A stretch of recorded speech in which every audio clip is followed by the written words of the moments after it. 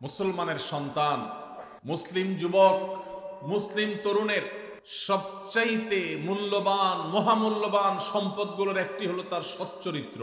সচ্চরিত্র যদি নষ্ট হয়ে যায়, এই মুসলিম তরুণ, এই মুসলিম যুবক একটি মৃত লাশের যেরকম কোনো মূল্য থাকে না, সেই মুসলিম তারুণ্যের আল্লাহর কাছে কোনো মূল্য থাকে না। যেই মুসলিম তারুণ্য তার চরিত্রকে, আল্লাহ প্রদত্ত তার যে আখলাক, সেটাকে সে নষ্ট করে ফেলেছে, কলুষিত করে ফেলেছে, নোংরা করে ফেলেছে, এই যুবকের আল্লাহর কাছে কোনো দাম আর থাকে না। ভাইরা আমার, আপনি যদি কোরআন খোলেন, আপনি দেখতে পাবেন ইসলাম আপনার যৌবনের যে তাড়না, আপনার যৌবনের যে উদ্যম, স্পৃহা, চেতনা, আপনার যৌবনের সে যে শক্তি, এটাকে আল্লাহ রাব্বুল আলামিন অবৈধ খাতে ব্যবহার করা থেকে নিয়ন্ত্রণ করবার জন্য পুরো কোরআন জুড়ে আল্লাহ তাআলা আপনাকে নির্দেশ দিয়েছেন, আমাদেরকে নির্দেশ দিয়েছেন। যুবক ভাইরা আমার, আপনি যদি প্রিয় নবী সাল্লাল্লাহু আলাইহি সাল্লামের হাদিসের দিকে তাকান, আপনি দেখতে পাবেন প্রিয় নবীজি সাল্লাল্লাহু আলাইহি সাল্লাম অত্যন্ত মায়া ভরা কণ্ঠে তিনি আপনাকে আমাকে স্নেহ মমতা দিয়ে ডেকে ডেকে বলেছেন, ইয়া মা'শারাশ শাবাব, ওহে তরুণ সম্প্রদায়, ওহে যুবকেরা, মান ইসতাতা'a মিনকুমুল বাআতা ফালইয়াতাযাওয়াজ, তোমাদের কেউ যদি বিবাহ করবার মতো অবস্থা তার হয়, অর্থনৈতিক সার্বিক অবস্থা যদি বিবাহ করবার পর্যায়ে দাঁড়ায়, সেজন্য তার চরিত্রকে হেফাজত করবার প্রয়োজনে মুসলিম তরুণের সবচেয়ে মূল্যবান সম্পদ তার সচ্চরিত্র।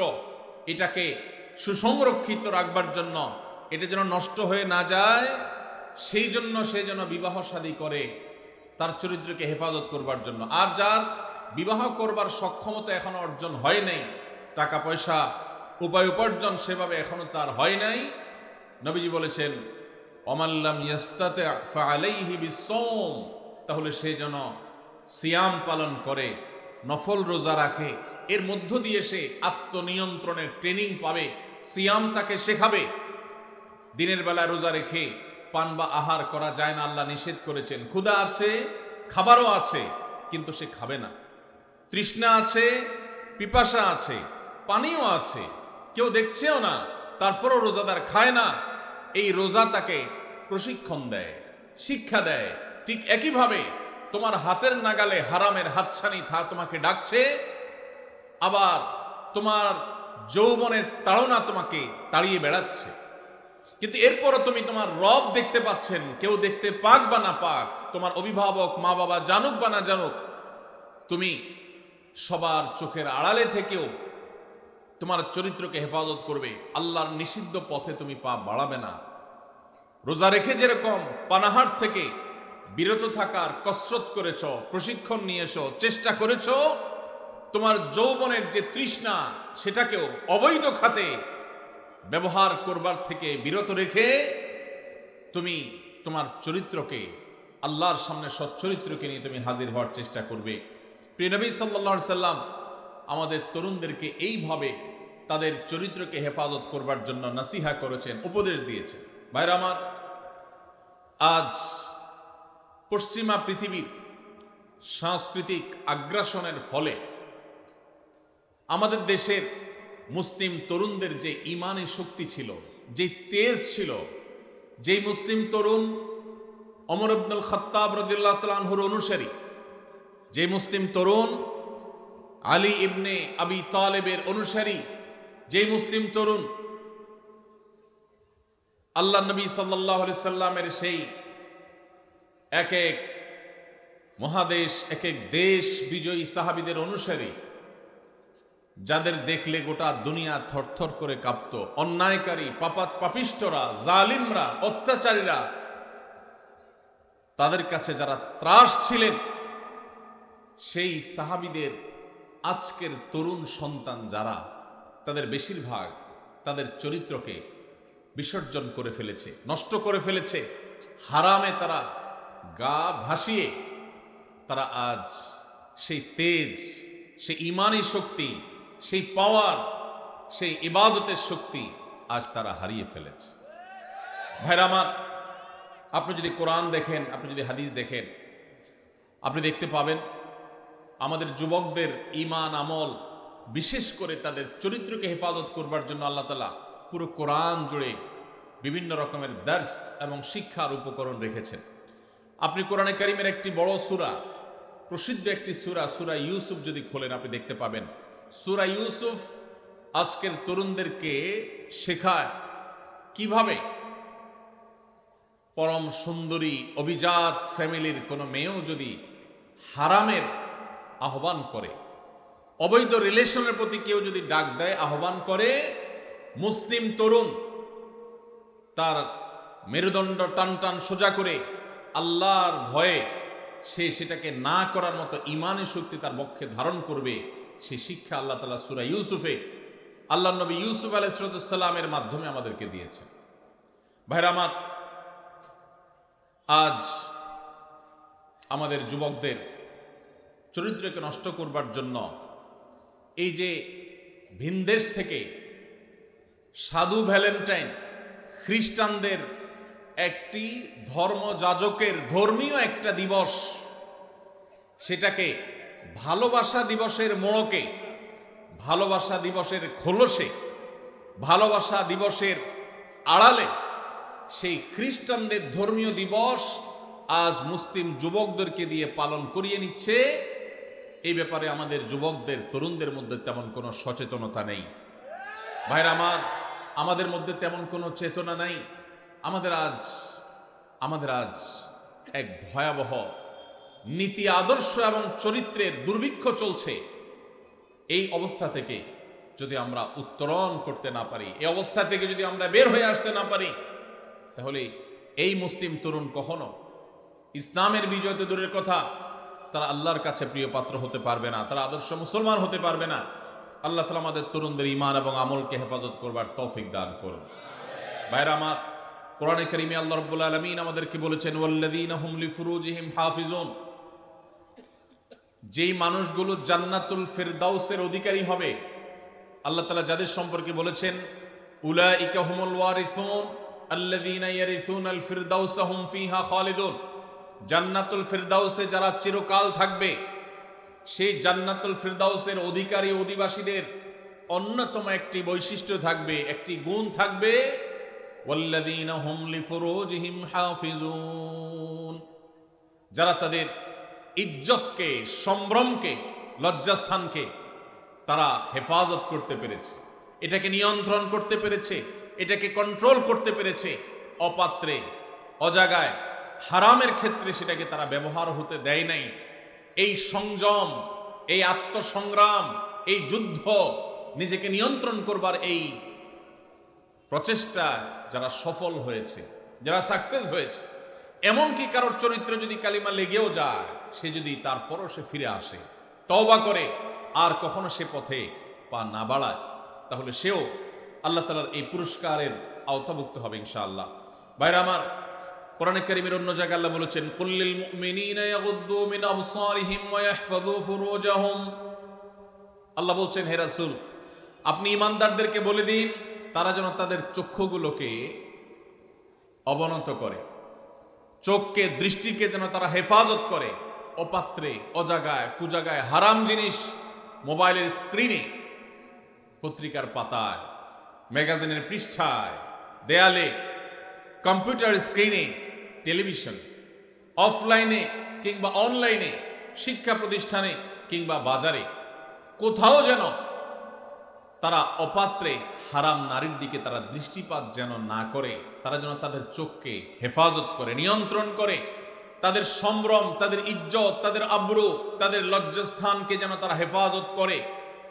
যদি এটা করতে পারে, যালিকা আযকা লাহুম, তাহলে এইটা হবে তাদের জন্য পবিত্রতম উপায়। নিজের চরিত্রকে সে পরিচ্ছন্ন রাখতে পারলো, পবিত্র রাখতে পারলো। ভাইরা আমার, আল্লাহ শেষে বলছেন, ইন্নাল্লাহা খাবীরুম বিমা ইয়াসনাউন, ঈমানদাররা যেন জেনে রাখে যে যা করে, মেসেঞ্জারে হোক, হোয়াটসঅ্যাপে হোক, ইমোতে হোক, অফলাইনে কিংবা অনলাইনে হোক, যে যা করে না কেন, আল্লাহ বলছেন আল্লাহ রাব্বুল আলামিন তার সব কিছু সম্পর্কে সম্যক অবগত। আল্লাহর কাছে কোনো কিছু লুকায় থাকে না। আপনার বাবা জানে না, আপনার মা জানে না, আপনার প্যারেন্টস অভিভাবক জানে না, আপনার বড় ভাই জানে না, আপনার টিচার জানে না, আপনার স্ত্রী জানে না, আপনার অনেক আপনজন যারা আপনাকে ভালো মনে করে, আপনার চরিত্রটাকে ভালো মনে করে, তারা জানে না। কিন্তু ইন্নাল্লাহা খাবীরুম বিমা ইয়াসনাউন, আপনি যা করছেন আপনার রব আল্লাহ রাব্বুল আলামিন সবকিছু জানেন। কিয়ামতের ময়দানে সবার সম্মুখে আপনার সমস্ত গোমর, সমস্ত চরিত্রহীনতা, সমস্ত নোংরামি, সমস্ত অশ্লীলতা, সমস্ত হারাম সম্পর্ক এবং রিলেশনকে আল্লাহ রাব্বুল আলামিন ফাঁস করে দিবেন। ভাইরা আমার, ঠিক একই নির্দেশ আল্লাহ তাআলা মা বোনদেরকে দিয়েছেন, মেয়েদেরকেও দিয়েছেন। তারাও যেন তাদের দৃষ্টিকে অবনত রাখেন এবং তাদের লজ্জাস্থানকে, ইজ্জত আবরুকে তারা হেফাজত করেন, এবং তারা যেন তাদের সৌন্দর্যগুলোকে প্রকাশ করে না বেড়ান, এগুলোকে যেন প্রদর্শন করে না বেড়ান। পশ্চিমারা, পৃথিবীর অনেক দেশ, তারা আমাদের মা বোনদেরকে ভোগ্য পণ্যে পরিণত করেছে। বাজারের বিভিন্ন জিনিসপত্র যেরকম ঝুলিয়ে রাখা হয় মানুষকে লোভী করে তুলবার জন্য, আল্লাহর বান্দীদেরকে, মুহাম্মদ সাল্লাল্লাহু আলাইহি সাল্লামের উম্মতদেরকে, মুসলিম মেয়েদেরকে নানা মুখরোচক নাম দিয়ে সেরকম ভোগ্য পণ্যের মতো আজ বিজ্ঞাপনে, বিলবোর্ডে, পত্রপত্রিকা, বিভিন্ন জায়গায় তাদেরকে আজ সেভাবে মেলে ধরা হচ্ছে। এটা মুসলিম মিল্লাতের, উম্মতে মুহাম্মদিয়ার জন্য সবচেয়ে অপমানজনক অধ্যায়, সবচেয়ে দুর্ভাগ্যজনক অধ্যায়। ভাইরা আমার, আল্লাহ রাব্বুল আলামিন আমাদেরকে নির্দেশ করেছেন, ওয়ালিয়াস্তাফিফিল্লাযীনা লা ইয়াজিদুনা নিকাহা হাত্তা ইউগনিয়াহুমুল্লাহু মিন ফাদলিহি, যাদের বৈধ উপায়ে বিবাহ করবার মতো এখনো আর্থিক সঙ্গতি হয় নাই, সেই সুযোগ তৌফিক এখনো আসে নাই, আল্লাহ বলেছেন তাদের চরিত্রকে বিবাহ পর্যন্ত তারা যেন হেফাজত করে, সংরক্ষণ করে, এটাকে যেন নষ্ট না করে।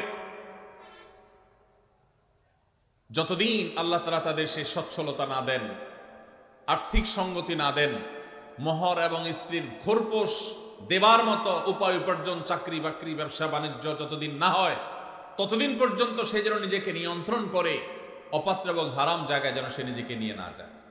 ভাইরা আমার, যেসব যুবক ভাইরা স্রোতের বিপরীতে, হারামের যে স্রোত জাহান্নামের দিকে নিয়ে যাচ্ছে আমাদের তরুণদেরকে, এর বিপরীতে যে সমস্ত যুবক যুবতীরা নিজেদেরকে বাঁচাবার সংগ্রামে যারা জয়ী হবেন, যারা নিজেদেরকে এসব হারাম থেকে বাঁচাবার জন্য চেষ্টা করবেন, কোরআন এবং হাদিস তাদের জন্য কিছু সুসংবাদের কথা বলেছে।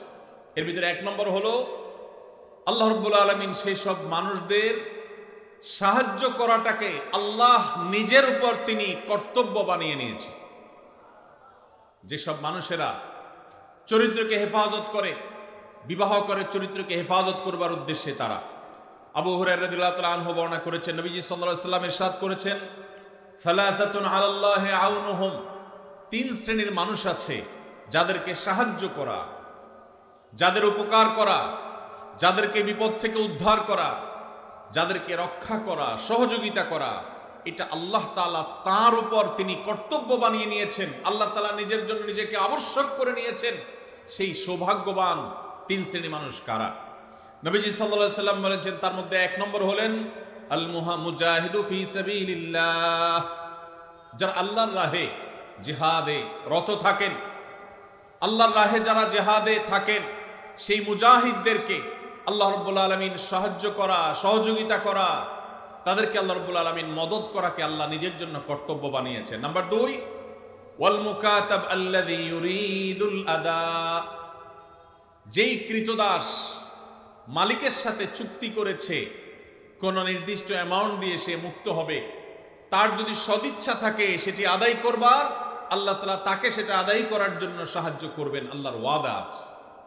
নাম্বার 3, যেই ব্যক্তিকে আল্লাহ রাব্বুল আলামিন সাহায্য করা ওয়াদা আল্লাহর আছে, আল্লাহ তাআলা সাহায্য করাটাকে তার জন্য কর্তব্য বানিয়ে নিয়েছেন, তিনি হলেন ওয়ান্নাকিহ আল্লাযী ইউরিদুল আফাফ, যে যুবক, যে মানুষ বিবাহ বন্ধনে আবদ্ধ হয়েছেন, তার উদ্দেশ্য তার চরিত্র যেন কালিমাযুক্ত না হয়।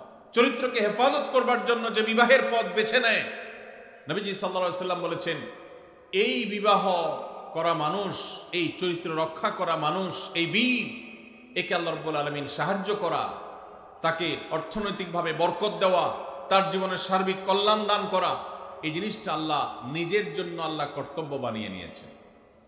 ভাইরা আমার, তাহলে প্রথম সুফল, প্রথম উপকারিতার কথা আমরা জানলাম। যে সমস্ত যুবকেরা, যে সমস্ত বোনেরা তারা বিবাহের পথ বেছে নেন, হারাম পথ বেছে নেন না, আল্লাহ রাব্বুল আলামিন তাদেরকে চরিত্র হেফাজতের উদ্দেশ্যে বিবাহ করলে আল্লাহ তাআলা তাদেরকে সাহায্য করাটাকে আল্লাহ নিজের উপর আবশ্যক করে নিয়েছে। নাম্বার 1।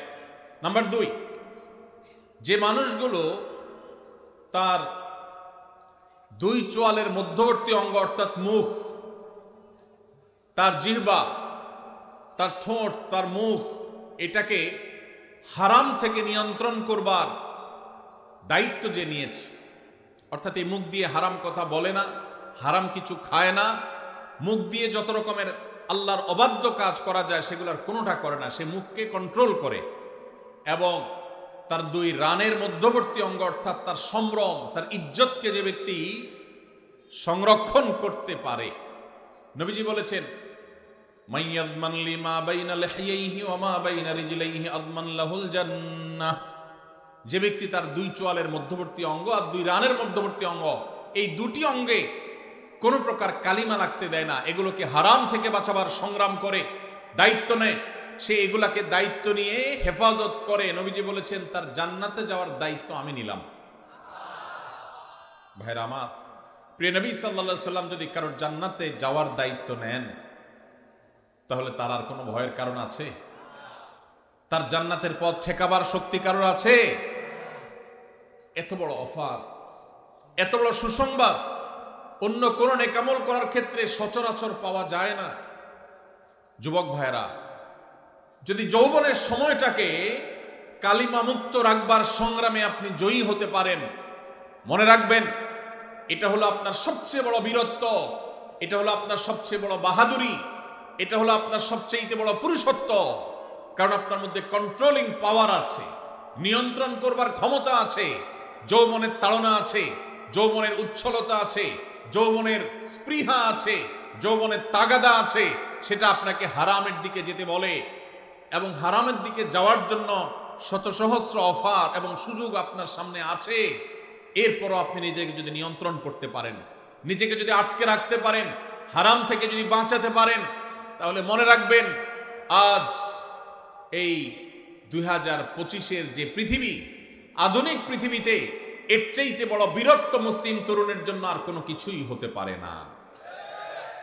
মুসলিম তরুণের সবচেয়ে বড় বীরত্ব, সবচেয়ে বড় তার সংগ্রামের জায়গাটা হলো সে তার ঈমান আমলকে হেফাজত করার পাশাপাশি তার চরিত্রকে কালিমা মুক্ত রাখতে পেরেছে।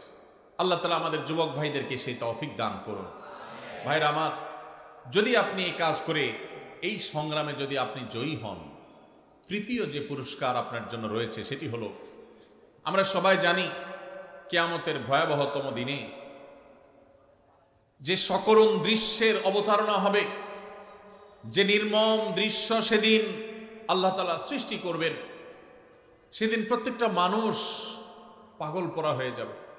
মাথার খুব কাছাকাছি সূর্যের অবস্থান হবে, এখনকার মতো লক্ষ লক্ষ কিলোমিটার দূরে নয়, একেবারে মাথার খুব কাছাকাছি সূর্য অবস্থান করবে। পুড়ে ছাই হয়ে যাওয়ার কথা, কিন্তু পুড়ে ছাই হবে না, আল্লাহ তাআলা ছাই হতে দিবেন না। মানুষ বেঁচে থেকে ছটপট করে করে আল্লাহর কাছে আর্তনাদ করতে থাকবে যে এই সূর্যের উত্তাপ, এই আগুন, এই কষ্ট, এটা থেকে মুক্তি চাই আল্লাহ, প্রয়োজনে জাহান্নাম দিয়ে দাও, তারপরেও হিসাব ক্লোজ করো, মুক্তি চাই, এই কষ্ট সহ্য হয় না। মানুষ ঘামের সাগরে হাবুডুবু খাবে, মৃত্যু আর আসবে না। মৃত্যুকে আল্লাহ তাআলা চিরতরে শেষ করে দিবেন। শুধু ভোগ, জান্নাতীদের নেয়ামত, জাহান্নামীদের শাস্তি, দুইটাই স্ব অবস্থান থেকে ভোগ করবে। এটা শেষ হবে না, মৃত্যু আর আসবে না। কিয়ামতের সেই ভয়াবহতম দিনে আল্লাহ রাব্বুল আলামিন সেই তরুণদের, সেই যুবক ভাইদের, সেই যুবতী বোনদের আল্লাহর আরশের নিচে ভিআইপি প্যান্ডেলে আল্লাহ রাব্বুল আলামিন ছায়া দিবেন, যাদেরকে কিয়ামতের কোনো কষ্ট স্পর্শ করবে না, কিয়ামতের কোনো ভয়াবহতা তাদেরকে পাবে না, কিয়ামতের কোনো ভয়াবহতা, কোনো টেনশন তাদের টাচই করবে না। সেই সৌভাগ্যবান মানুষগুলোর মধ্যে থেকে, 7 শ্রেণী মানুষগুলোর মধ্যে থেকে এক শ্রেণী হলো, নবী সাল্লাল্লাহু আলাইহি সাল্লাম বলেছেন, ওয়ারাজুলুন দাআতহু ইমরাআতুন যাতু হাসবিন ওয়া জামাল ফাকাল ইন্নী আখাফুল্লাহ।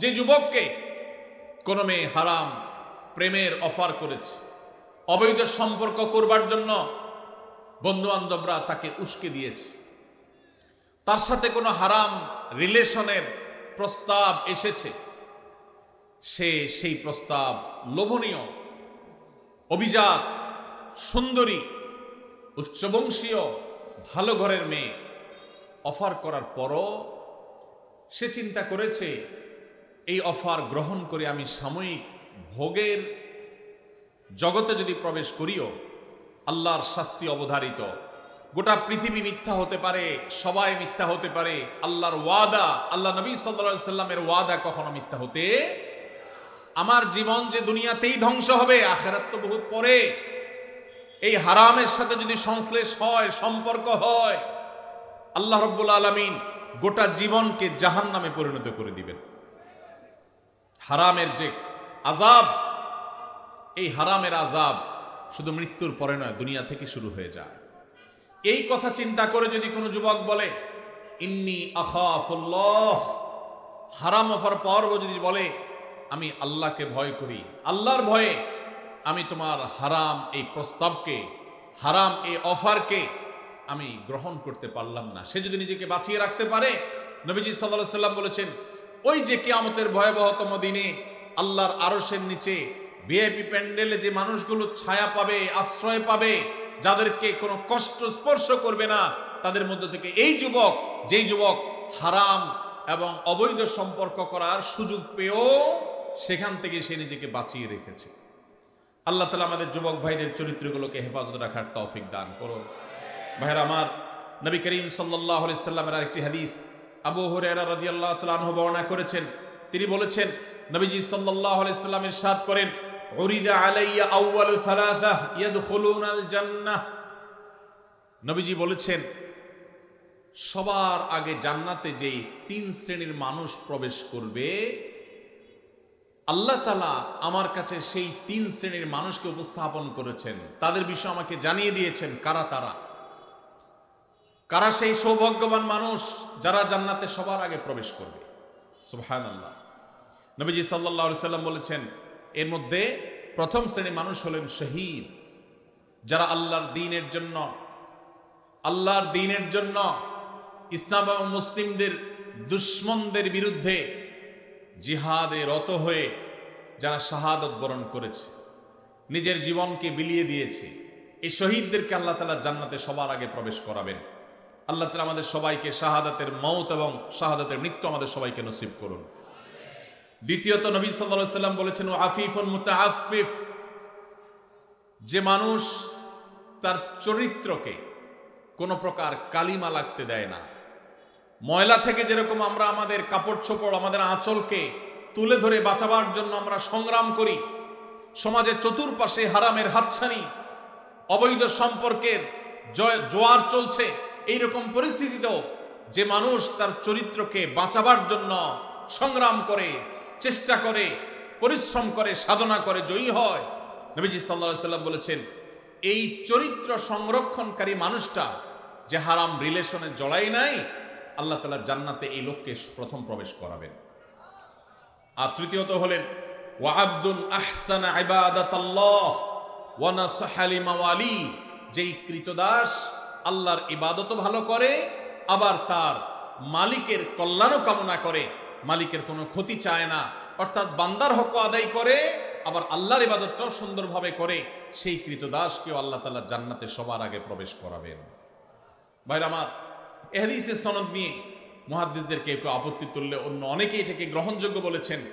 এই হাদিসের আলোকে আমরা যারা আমাদের চরিত্রকে হেফাজত করতে পারবো, আল্লাহ রাব্বুল আলামিনের এই বিশেষ পুরস্কার, সবার আগে জান্নাতে যাওয়ার সৌভাগ্য আমাদের অর্জন হবে। আল্লাহ তাআলা আমাদের সবাইকে সেই সৌভাগ্য অর্জন করার তৌফিক নসিব করুন। যুবক ভাইরা আমার, চরিত্রকে হারাম থেকে বাঁচাবার জন্য কারা কারা নিয়ত করেছেন একটু হাত তুলেন তো। আল্লাহ আমাদের যুবক ভাইদের চরিত্রকে হেফাজত করার তৌফিক নসিব করুন।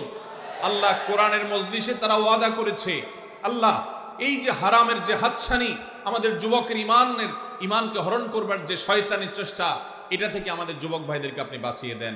আল্লাহ ইমানি শক্তি দান করেন, আল্লাহ ইমানি জোয়ার দান করেন, ইমানি চেতনা দান করেন, ইমানি তেজ দান করেন।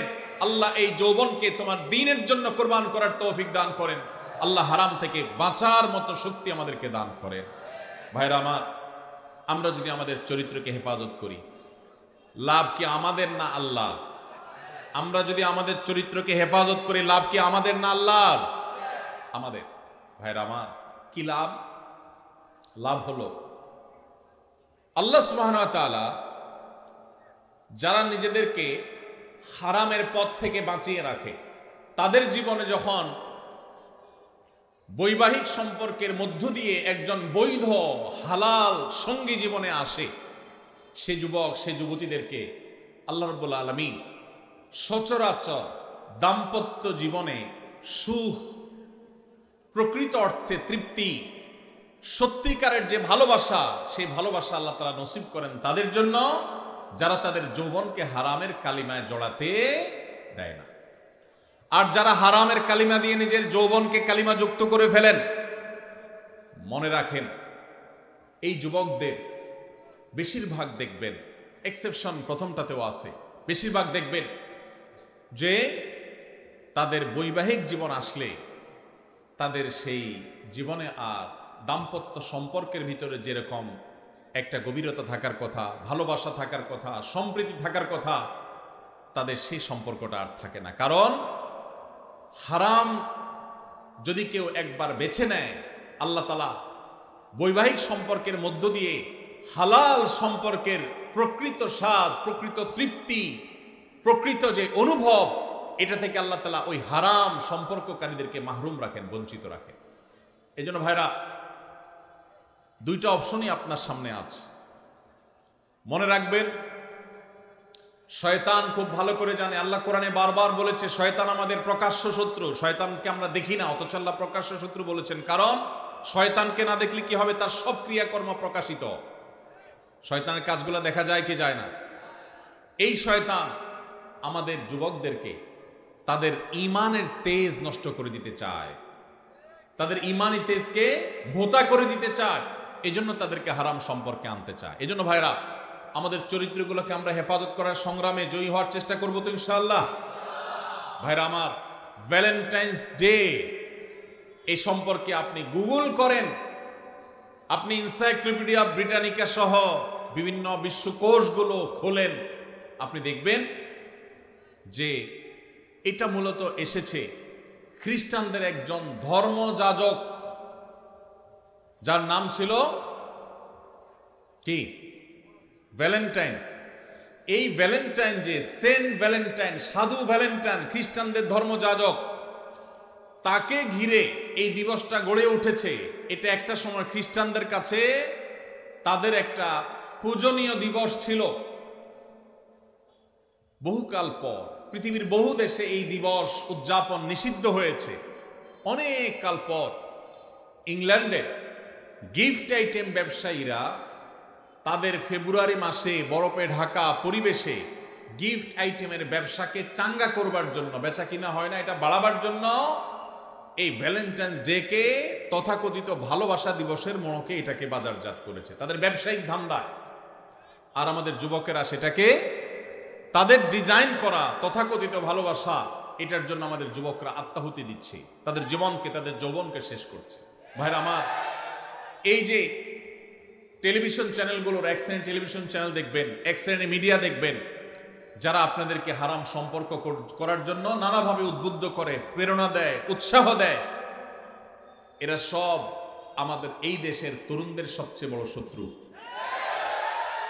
এই ভ্যালেন্টাইন্স ডে, এটা কি এই দেশের, এই মাটির কোন সংস্কৃতি? এই মাটির সংস্কৃতি না। পশ্চিম থেকে আমদানি করা এই সংস্কৃতিকে আমাদের দেশে যারা চাপিয়ে দিচ্ছে, তাদের বিরুদ্ধে আমাদের প্রত্যেকটা মানুষকে সজাগ সতর্ক থাকতে হবে, সংগ্রাম চালাতে হবে।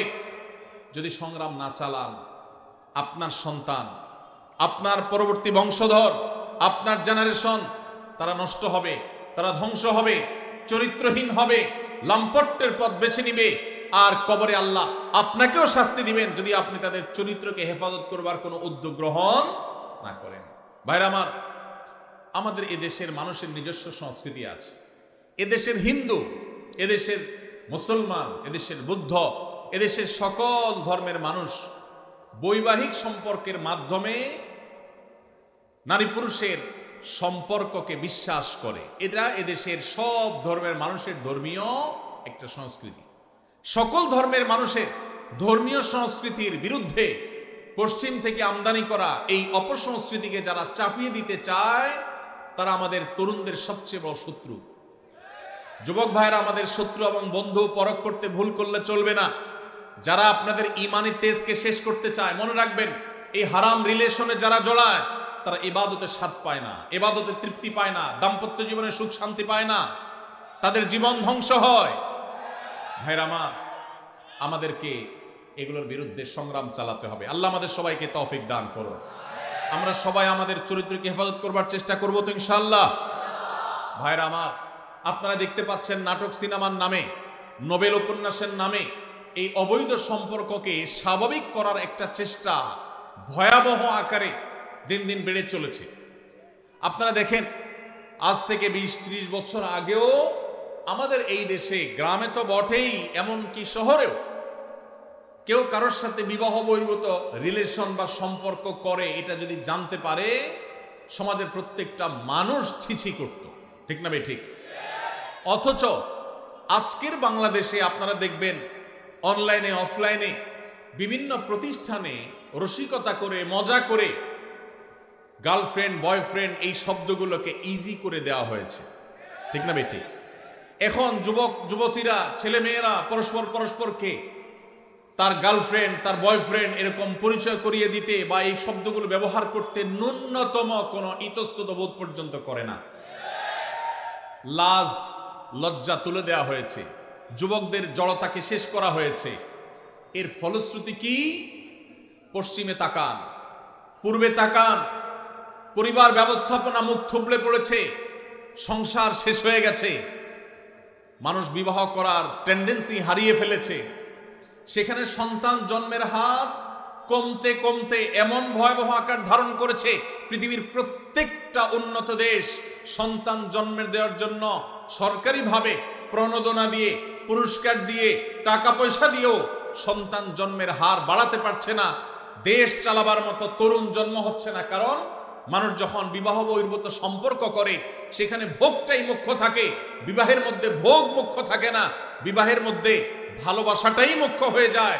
এবং বিবাহ বহির্ভূত সম্পর্কের মধ্যে প্রেম আর ভালোবাসা, এগুলার জিগির যতই বলুক, মুখে যতই প্রেমের আর ভালোবাসার জপুক, বাস্তবে তাদের উদ্দেশ্য আর মতলব থাকে তাদের একে অন্যের সাথে হারাম সম্পর্ক করে হারাম ভোগ করা এবং উপভোগ করা। আপনি এজন্য দেখবেন, যারা হারাম সম্পর্ক করে এই মানুষগুলোর মধ্যে এই প্রবণতা আছে যে ভালোবাসি ভালোবাসি বলতে বলতে মুখ দিয়ে দেখবেন সারাদিন ফেনা তুলে ফেলছে, অথচ কয়দিন পরে দেখবেন একজন আরেকজনকে ছেঁকা দিয়ে আরেকজনের সাথে হাঁটা দিচ্ছে। স্বামী স্ত্রী নিজেদের মধ্যে এত বেশি ভালোবাসি জিকির করে না, কিন্তু বৈধ স্বামী স্ত্রী একজন আরেকজনের জন্য ঠিকই জীবন দেওয়ার চেষ্টা করে। আল্লাহ তাআলা এই নাপাক নোংরা ভালোবাসা নামের, প্রেমের নামের এই নোংরামি থেকে আল্লাহ তাআলা আমাদেরকে বেঁচে থাকার তৌফিক দান করুন। যারা বৈধ জীবন সঙ্গীকে নিয়ে সুখী হতে চান, ভালোবাসা প্রকৃত অর্থেই ভালোবাসাকে যারা ফিল করতে চান, অনুভব করতে চান, তারা তাদের যৌবনকে এখন থেকে হেফাজত করার সংগ্রাম চালাতে হবে। চেষ্টা করা যাবে তো ইনশাআল্লাহ।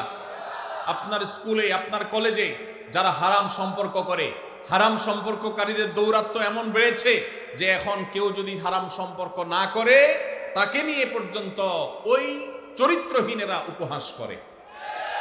অতএব আপনারা যারা চরিত্রকে রক্ষা করতে পেরেছেন, আল্লাহর শুকর আদায় করবেন। এবং এই অবৈধ রিলেশন, অবৈধ সম্পর্কের বিরুদ্ধে আমাদের সংগ্রাম চালাতে হবে। ভাইরা আমার, যারা অবৈধ সম্পর্ক করে তারা দেখবেন ভালোবাসা প্রকাশের নাটক, অভিনয় যত রকম আছে সব করে, কিন্তু এর বেশিরভাগই হলো ফেক এবং ভুয়া। আমি এটাকে বলি মেয়েদের ক্ষেত্রে, অনেক মেয়েদের ক্ষেত্রে, আমি সবার কথা বলছি না, অনেক মেয়েদের ক্ষেত্রে বিবাহ বহির্ভূত সম্পর্কের মধ্যে ভালোবাসা এই প্রেম, এই অভিনয় হলো মূলত চাইনিজ এবং ফুচকা খাওয়ার ধান্দা। আর ছেলেদের মধ্যে, বেশিরভাগ ছেলে মেয়েদের মধ্যে যারা বিবাহ বহির্ভূত সম্পর্ক করে তাদের এই প্রেম খেলার মূল উদ্দেশ্য হলো শয়তানি এবং বদমাইশি করা, তাদের লাম্পট্য করা হলো মূল উদ্দেশ্য। অতএব এই চরিত্রহীন এই যে আপনার যুব সম্প্রদায় গড়ে তোলার এক চেষ্টা চলছে, এটা যদি থামাতে না পারি আমরা, তাহলে আমাদের পরিণতি হবে ওই উন্নত দেশগুলোর মতো। ওদের সংসার শেষ হয়ে গেছে, ওদের দাম্পত্য সম্পর্ক ভেঙে গেছে, ওদের মধ্যে বৈবাহিক সম্পর্ক বলতে তেমন কিছু নাই, মানুষ জন্মের হার জিরোতে চলে আসছে, ভয়ঙ্কর একটা বাস্তবতাকে তারা অনুভব করছে। পশ্চিমে যদি যান, তরুণরা, যুবকরা যে যার সাথে ইচ্ছা হারাম সম্পর্ক করতে পারে, কোনো বাধা নাই, কিন্তু তাদের মধ্যে দেখবেন ডিপ্রেশন, আত্মহত্যার প্রবণতা ভয়ঙ্কর। আপনার যেই বন্ধুটা হারাম রিলেশন করেছে ওর মধ্যে মানসিক কষ্ট, দুঃখ, পেরেশানের, ডিপ্রেশন, চিন্তা আপনার চাইতে দেখবেন আরো বেশি। ও ভালোবাসা এবং প্রেম তথাকথিত এই হারাম সম্পর্ক যে নিবেদন করে, এটা যে আদান প্রদান করে, এটার মধ্য দিয়ে সে সুখী হওয়ার কথা, কিন্তু আপনি দেখবেন সে সুখী না, সে হলো সবচাইতে দুঃখী। এই জন্য এই অবৈধ সম্পর্কের জন্য, হারাম ভালোবাসার জন্য যত গান লেখা হয়েছে, এই বেশিরভাগ গানের কথামালা দেখবেন জ্বলে গেছে, পুড়ে গেছে, শেষ হয়ে গেছে, কেউ বাঁচাতে পারবে না, ও আসলে দুনিয়াতে ধ্বংস হয়ে গেছে, জাহান্নাম তোর জন্য অপেক্ষাই করছে। অতএব ঠিক না বলে যুবকরা চরিত্রকে হেফাজত করার জন্য ভেতরে নিয়ত করেন, চেষ্টা করা যাবে তো ইনশাআল্লাহ। ভ্যালেন্টাইন্স ডে কে আমরা সবাই না বলবো তো ইনশাআল্লাহ। কিভাবে না বলবেন? এলাকায় যুবকদের মধ্যে সচেতনতা সৃষ্টি করে লিফলেট বিতরণ করবেন, পারবেন না ইনশাআল্লাহ? যুবক ভাইরা যাদেরকে আল্লাহ তাআলা দ্বীনের বুঝ দিয়েছেন, আমি আপনাদের উদাত্ত আহ্বান করতে চাই, প্রতিটি এলাকায় 14ই ফেব্রুয়ারি উপলক্ষে কোনো প্রকার শয়তানি ক্রিয়াকর্ম করতে দেয়া যাবে না। এলাকায় লিফলেট বিতরণ করবেন, মসজিদ থেকে ইমাম সাহেবদের নেতৃত্বে যুবকদেরকে কাউন্সিলিং করতে বের হবেন। কোন অবস্থাতে আমরা পশ্চিমা ভ্রষ্টামি, পশ্চিমা নষ্টামি, পশ্চিমা নোংরামি, পশ্চিমা অসভ্যতাকে আমাদের দেশে আমদানি করতে দেব না। আমাদের এই দেশের যুবকদেরকে নষ্ট করতে আমরা দেব না। সেজন্য আমরা সবাই চেষ্টা করব তো ইনশাআল্লাহ। এই জন্য আপনার স্কুলে, আপনার কলেজে যারা হালাল সম্পর্কে বিশ্বাসী, যারা মুসলমান, যারা এই দেশীয় সংস্কৃতিতে বিশ্বাসী, ভিনদেশী সংস্কৃতিকে যারা গা মাখাতে চায় না, সেই যুবকদেরকে আমি বলতে চাই, আপনারা আপনাদের শিক্ষা প্রতিষ্ঠানে বিভিন্ন জায়গায় আপনারা লিফলেট বিতরণ করেন, জনসচেতনতা সৃষ্টি করেন, যুবকদের মধ্যে দাওয়াতি অভিযান চালান। আমরা যদি অলিতে গলিতে 13ই ফেব্রুয়ারি 12ই ফেব্রুয়ারি থেকে দাওয়াতি কাজ চালাই, ইনশাআল্লাহ রাস্তাঘাটে, অলিতে গলিতে, যেখানে সেখানে এইসব নোংরামি, এই সমস্ত অসভ্যতা, এইসব দৃশ্য আমাদের দেখতে হবে না ইনশাআল্লাহ। আর যদি মনে করেন যে না আমি নিজে বাঁচলাম, আমার আর দেখার দরকার নাই, তো আপনার সন্তান, আপনার ভবিষ্যৎ বংশধর, তাদেরকে আপনি জাহান্নামে রেখে যাচ্ছেন, মনে রাখবেন। তাদের জন্য ভালো পরিবেশ দরকার আছে না নাই? যদি ভালো পরিবেশের দরকার হয়, তাহলে সেক্ষেত্রে আমাদের নড়ে চড়ে বসতে হবে, দায়িত্বশীল ভূমিকা পালন করতে হবে। শুধু ওয়াজ শুনে গেলে হবে না। আমি আইন হাতে তুলে নিতে বলছি না, খবরদার কেউ আইন হাতে তুলে নেবেন না, কিন্তু এলাকায় এই নষ্টামি যারা করে তাদেরকে আগে থেকে দাওয়াত দিবেন, অন্যায় কাজ থেকে, অসৎ কাজ থেকে বাধা প্রদান করবেন। কারা কারা রাজি আছেন হাত তোলেন দেখি। আল্লাহ আমাদের সবাইকে এই নষ্টামি বন্ধ করার তৌফিক দান করুন। ভাইরা আমার, আপনারা সবাই জানেন আমাদের দেশে এক শ্রেণীর ব্যবসায়ী আছে যারা বিদেশ থেকে এদেশে ব্যবসা করবার জন্য এসেছে। এই বিদেশ থেকে ব্যবসা করতে আসা কোম্পানিগুলোর মধ্যে থেকে আপনারা দেখেন ক্লোজ আপ একটা ব্র্যান্ড আছে না? এই ক্লোজ আপ ইউনিলিভারের এই ব্র্যান্ড, তারা আমাদের দেশে এই নষ্টামিকে সবচেয়ে বেশি প্রতিষ্ঠা করবার জন্য টাকা পয়সা খরচ করে। প্রতি বছর দেখবেন তারা ক্লোজ আপ কাছে আসার গল্পের কথা শোনাতে বলে। এই কাছে আসার গল্প বলতে কোনো সন্তান পড়ালেখা থেকে দূরে সরে গেছে, সে আবার সুপথে আসছে, পড়ালেখার পথে ফিরে আসছে, সেই যুবকের গল্প তারা শুনতে চায় না। কোন যুবক বাবা মার সাথে রাগারাগি করে বাসা থেকে বের হয়ে চলে গেছে, সে আবার বাবা মার কাছে আসছে, সেই সচ্চরিত্রবান যুবকের গল্প তারা শুনতে চায় না। কোন স্বামী তার স্ত্রীর সাথে অভিমান করে সরে গেছে, দূরে চলে গেছে, আবার তারা স্বামী স্ত্রী মিলেমিশে গেছে, ভুল সবাই একে অন্যটাকে স্বীকার করে নিয়ে তারা আবার থাকা শুরু করেছে। এই যে কাছে এসেছে, একটা সংসার ভাঙার পর আবার জোড়া লেগেছে, এই কাছে আসার গল্প তারা বলে না। তারা কোন কাছে আসার গল্পের কথা বলতে চায়? তারা বলতে চায় আমাদের যুবকরা হারামের কাছে, জাহান্নামের কাছে, অবৈধ রিলেশনের কাছে যাওয়ার গল্প যেন শোনায় সেজন্য। তাহলে এরা কি আমাদের বন্ধু না শত্রু? এরা কি আমাদের বন্ধু না শত্রু? যেই যুবক বাপমা থেকে দূরে সরে গেছে, সেই যুবক বাপমার কাছে ফিরে আসলে এই কাছে আসার গল্প আমাদের জন্য সুখকর। যেই যুবক পড়ালেখা ছেড়ে নষ্ট পথে চলে গেছে, সে সেই পথ থেকে ফিরে এসেছে, এটা আমাদের জন্য সুখকর। যেই যুবক মাদকের দিকে চলে গেছে, সে মাদক ছেড়ে আবার সুস্থ জীবনে ফিরে এসেছে, এটা আমাদের জন্য আনন্দে। যেই স্বামী স্ত্রীকে রেখে চলে গেছে, যেই স্ত্রী স্বামীকে রেখে অভিমান করে চলে গেছে, সে আবার ফিরে এসেছে, এই কাছে আসার গল্প আমাদের জন্য সুখকর। কিন্তু ক্লোজ আপ এবং এই জাতীয় যে সমস্ত কোম্পানিগুলো আমাদের যুবকদের ইমানের চেতনাকে ধ্বংস করবার নীল নকশাকে তারা বাস্তবায়ন করতে চায়, তারা এই সমস্ত কাছে আসার গল্প শুনতে বা শোনাতে চায় না। তারা চায় আমাদের যুবকদের হারামের কাছে যাওয়ার গল্প শোনাতে। হারামের কাছে যাওয়ার গল্প শোনাতে যারা আমাদের যুবকদেরকে উদ্বুদ্ধ করে, যারা যুবকদেরকে উস্কানি দেয়, এই তথাকথিত কাছে যাওয়ার পরের যে গল্প, কোন যুবক হারাম সম্পর্ক করতে গিয়ে, তথাকথিত কাছে আসার গল্প রচনা করতে গিয়ে তার পড়ালেখার জীবন শেষ হয়ে গেছে। কোন যুবক হারাম পথে আসতে গিয়ে, হারামের কাছে আসতে গিয়ে বাবা মার সাথে সম্পর্ক শেষ হয়ে গেছে। কোন মানুষ হারাম সম্পর্ক করে হারামের অবৈধ সম্পর্কের কাছাকাছি যেতে গিয়ে তার বৈধ স্ত্রীর সাথে তার ডিভোর্স হয়ে গেছে। এই তথাকথিত কাছে আসার গল্পের পরের যে ঘটনাগুলো, সেগুলো আর তারা আপনাকে বলবেন। আপনাকে বলবেন, যুবক কিভাবে তুমি কাছে এসেছো হারামের, সেই গল্প শোনাও। সেগুলো দিয়ে তারা ভ্যালেন্টাইন্স ডে, অর্থাৎ খ্রিস্টানদের সাধু ভ্যালেন্টাইন্স ডে, যেটাকে না জেনে না বুঝে মুসলিম যুবকেরা তথাকথিত ভালোবাসা দিবস মনে করে যেটাকে উদযাপন করে খ্রিস্টানদের কাজ করছে, সেই দিবস উপলক্ষে তারা সে সমস্ত গল্পকে নাটক আকারে টেলিভিশন উপস্থাপন করে।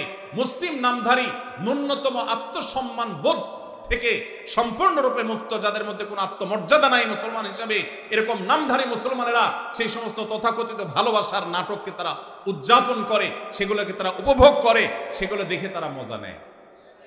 এটা ইমানের সাথে যায় না। আপনি ইমানদার হলে আপনার ইমান হরণকারী এই আয়োজনকে আপনি কখনো অ্যাপ্রিসিয়েট করতে পারেন না। এই বিদেশিরা আমাদের দেশ থেকে প্রত্যেকটা ঘরে ঘরে এদের পেস্ট, এদের সাবান, এদের আইটেমগুলো বিক্রি করে আমাদের ঘর থেকে তারা চাঁদা তুলে তারা বিদেশে নিয়ে যাচ্ছে। আবার আমাদেরই টাকা আমাদের কাছে বিক্রি করে যে টাকা তারা ইনকাম করে, সেটা দিয়ে আমাদের সমাজে তারা বিষ, এটা তারা 14 দিকে ছড়িয়ে দিচ্ছে। অতএব এদের বিরুদ্ধে আমাদের দাঁড়াতে হবে কি হবে না? এরা যদি এই সমস্ত শয়তানি কর্মকাণ্ড না ছাড়ে, আল্লাহর জন্য এদের এই আইটেমগুলো আমরা বর্জন করতে পারবো তো ইনশাআল্লাহ? ইয়াহুদীদের এই সমস্ত পণ্য আমার মুসলিম ভাইয়ের উপরে বোমা হয়ে ফিলিস্তিনে পড়ছে, আমার গাজাকে শেষ করে দেওয়া হয়েছে, আমার এলাকাতে এসে এই বাংলাদেশে তারা বোমা মারতে পারছে না, কিন্তু আমাদের যুবকদের চরিত্রের উপরে তারা বোমা মারছে। অতএব এদের পণ্য কেনা থেকে আমরা বিরত থাকবো তো ইনশাআল্লাহ? এদের পণ্য দোকানদার ভাইরা যেন না রাখে, সেজন্য তাদেরকে আমরা দাওয়াত দেব, ঠিক আছে না ইনশাআল্লাহ? দোকানে দোকানে দিয়ে ভাইদের হাত পা ধরবো, আমার দেশি পণ্য মান একটু খারাপ হোক, দাম একটু বেশি হোক, তারপরে সেটা বিক্রি করবা। আমরা এই সমস্ত বিদেশি জিনিস কিনবো না, বিক্রি করব না, চেষ্টা করা যাবে ইনশাআল্লাহ? আমরা দোকানে দোকানে দাওয়াতি কাজ করবো তো ইনশাআল্লাহ? আল্লাহ তাআলা আমাদের যুবক ভাইদের চরিত্রকে হেফাজত করবার তৌফিক দান করুন। ভাইরা আমার, চরিত্র এমন এক জিনিস, একবার যদি আপনি নষ্ট করে ফেলান, তওবা করে ফিরে আসলে আল্লাহ তাআলা মাফ করবেন ঠিকই, কিন্তু আপনার সচ্চরিত্র রাখার যে একটা তৃপ্তি, ওই তৃপ্তি আর কখনো ফিরে আসে না। এই জন্য আমরা সবাই হারাম সম্পর্ক থেকে বেরোয় আসার চেষ্টা করবো তো ইনশাআল্লাহ। পাড়ায় মহল্লায় যুবক বন্ধুদেরকে দাওয়াত দিব, হারাম নয় হালালের পথে চলে আসো। আমরা এমন একটা সময় আসছি, এখন সুস্থ যারা, স্বাভাবিক যারা, তাদেরকে নিয়ে অস্বাভাবিক খারাপ যারা, নোংরা যারা, তারা ট্রল করে। কোনো ছেলের যদি কোনো মেয়ের সাথে সম্পর্ক না থাকে, দেখবেন যে মজা নেয়। এই যে গার্লফ্রেন্ড বয়ফ্রেন্ড এই শব্দগুলোকে যারা ইজি করে দিয়েছে, এগুলাকে সহজীকরণ যারা করেছে, এদের বিরুদ্ধে আমাদের কাজ করতে হবে। যেখানে এই শব্দের প্রয়োগ দেখবেন সেখানেই দাওয়াতি কাজ চালাবেন, সেখানেই কাউন্সিলিং করবেন। ঠিক আছে তো ইনশাআল্লাহ? বয়ফ্রেন্ড এবং গার্লফ্রেন্ড এই শব্দের মিনিং কি? এই শব্দের মিনিং হলো একজন দুশ্চরিত্রবান নারী এবং পুরুষ। গার্লফ্রেন্ড কারোর থাকা মানে হলো সেই ছেলে দুশ্চরিত্রবান, কারোর বয়ফ্রেন্ড থাকার মানে হলো সেই চরিত্রহীন। এই লাম্পট্যকে যারা শিল্পে পরিণত করেছে, তাদের বিরুদ্ধে আমাদেরকে জাগতে হবে, জাগাতে হবে ইনশাআল্লাহ। সবাই জাগবেন তো ইনশাআল্লাহ? সমাজকে জাগাতে হবে ভাইরা। আমাদের এই সমাজে স্বামী স্ত্রী এই শব্দের সাথে আমরা পরিচিত ছিলাম আজ থেকে 20-40 বছর আগেও। কারণ হারাম সম্পর্ক আছে এটা জানলেই বলা যাইত না, বলার মতো অবস্থা ছিল না। আর এখন অনায়াসে, নির্দ্বিধায়, বাধাহীনভাবে একে অন্যের সাথে পরিচয় করাচ্ছে তার গার্লফ্রেন্ড, তার বয়ফ্রেন্ড। তার মানে সে একজন চরিত্রহীন, তার দুশ্চরিত্র কর্মের সঙ্গী, সেই পরিচয় দিচ্ছে খুল্লম খোলা। এটাকে কতটা ইজি করে ফেলা হয়েছে। আপনারা যে নাটক দেখে মজা নেন, আপনারা যে সিনেমা দেখে মজা নেন, আপনারা যে উপন্যাস পড়ে মজা নেন, এই সবগুলোর খোলাসা কথা দেখবেন একটাই, যে হারাম সম্পর্ক করো। সব গল্পের মূল কথা একটা না, হারাম সম্পর্ক করা। আমাদের যুবকদেরকে যেখানে সংগ্রামী করা হবে, যুবকদের চেতনাকে যেখানে ধার করা উচিত, আমাদের যুবকদেরকে যেখানে সংগ্রামী এবং চেতনাদীপ্ত করা উচিত, তাদের তেজ বৃদ্ধি করা উচিত, সেখানে তাদেরকে শেখানো হচ্ছে অবৈধ সম্পর্কের কথা। ভাইরা আমার, এই অপশক্তি এটা আস্তে আস্তে আমাদের শিক্ষা প্রতিষ্ঠানগুলোকে গ্রাস করে ফেলেছে, আমাদের সমাজগুলোকে শেষ করে ফেলেছে। আমরা যদি এখনো সজাগ না হই, তাহলে আর কখন সজাগ হব? অন্তত এই যে ভ্যালেন্টাইন্স ডে আসছে, এটাকে কেউ ভালোবাসা দিবস বলবেন না আল্লাহর ওয়াস্তে। এটাকে ভালোবাসা দিবস বলবেন না। ভালোবাসা দিবস এটা নয়, এটা হলো অবৈধ সম্পর্ক, লাম্পট্য এবং বদমাইশি এবং চরিত্রহীনতার দিবস। কারণ কোন বিবাহিত স্বামী স্ত্রী তাদেরকে দেখবেন না 14 ফেব্রুয়ারি উপলক্ষে তারা ভালোবাসা আদান প্রদান করতে। 14 ফেব্রুয়ারির সকল ভালোবাসা আদান প্রদান এগুলো সব হলো অবৈধ ভালোবাসার আদান প্রদান। 14 ফেব্রুয়ারির তথাকথিত ভালোবাসার আদান প্রদান এগুলো সব হলো চরিত্রহীনতার আদান প্রদান।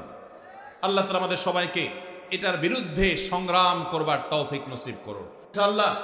যেসব যুবক ভাইয়েরা হারাম সম্পর্কে জড়িয়ে গেছেন, তাদেরকে আমরা বিনীতভাবে আরজ করতে চাই, আল্লাহর ওয়াস্তে এই হারাম সম্পর্কতে বের হয়ে আসেন। আল্লাহ আমাদের সবাইকে আমলের তৌফিক দান করুন। ফেব্রুয়ারি মাস, যেই মাসে আমাদের পূর্বপুরুষেরা নিজের মায়ের ভাষায় কথা বলার আল্লাহ প্রদত্ত অধিকার আদায়ের জন্য, তারা দাবি আদায়ের জন্য সংগ্রাম করেছেন, আত্মত্যাগ করেছেন, এবং সেই কারণে ফেব্রুয়ারির এই মাসটি বাংলাদেশের মানুষের কাছে ভাষার মাস হিসাবে পরিচিত।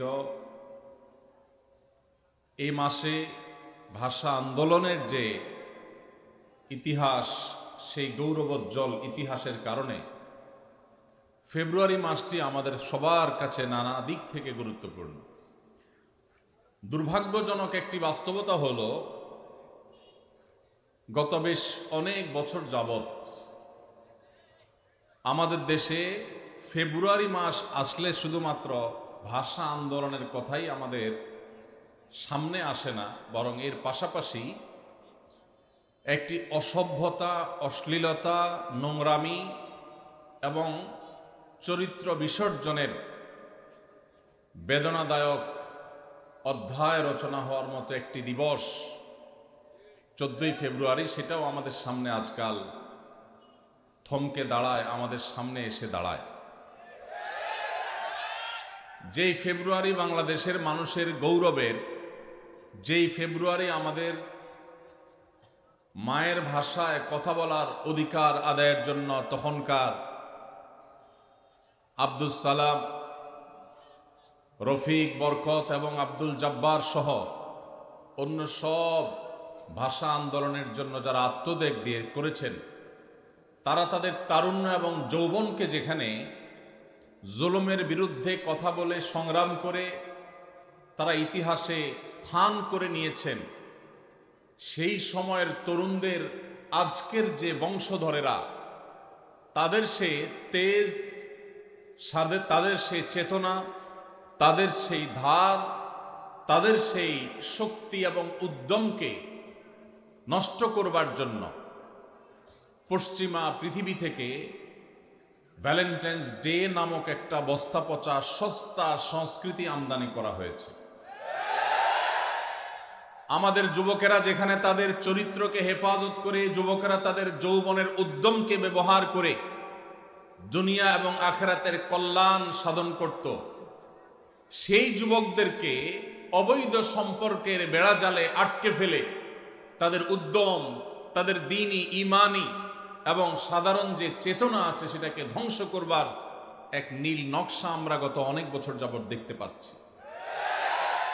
প্রিয় ভাইরা আমার, যেই ফেব্রুয়ারি ছিল আমাদের ইতিহাস ঐতিহ্যের ফেব্রুয়ারি, যেই ফেব্রুয়ারি আমাদের গৌরবের ফেব্রুয়ারি, সেই গৌরবের ফেব্রুয়ারিতে একটি নোংরা দিবসকে আমদানি করে সেটাকে কলুষিত করার অপচেষ্টা করা হচ্ছে। জাযাকুমুল্লাহু খায়রা ওয়া আখিরু দাওয়ানা আলহামদুলিল্লাহি রাব্বিল আলামিন। ভাই, আপনাদের অনেক প্রশ্ন আমার কাছে আসছে, কিন্তু সময় আমার হাতে অনেক কম, যার কারণে আমি উত্তর দেওয়ার চেষ্টা করছি।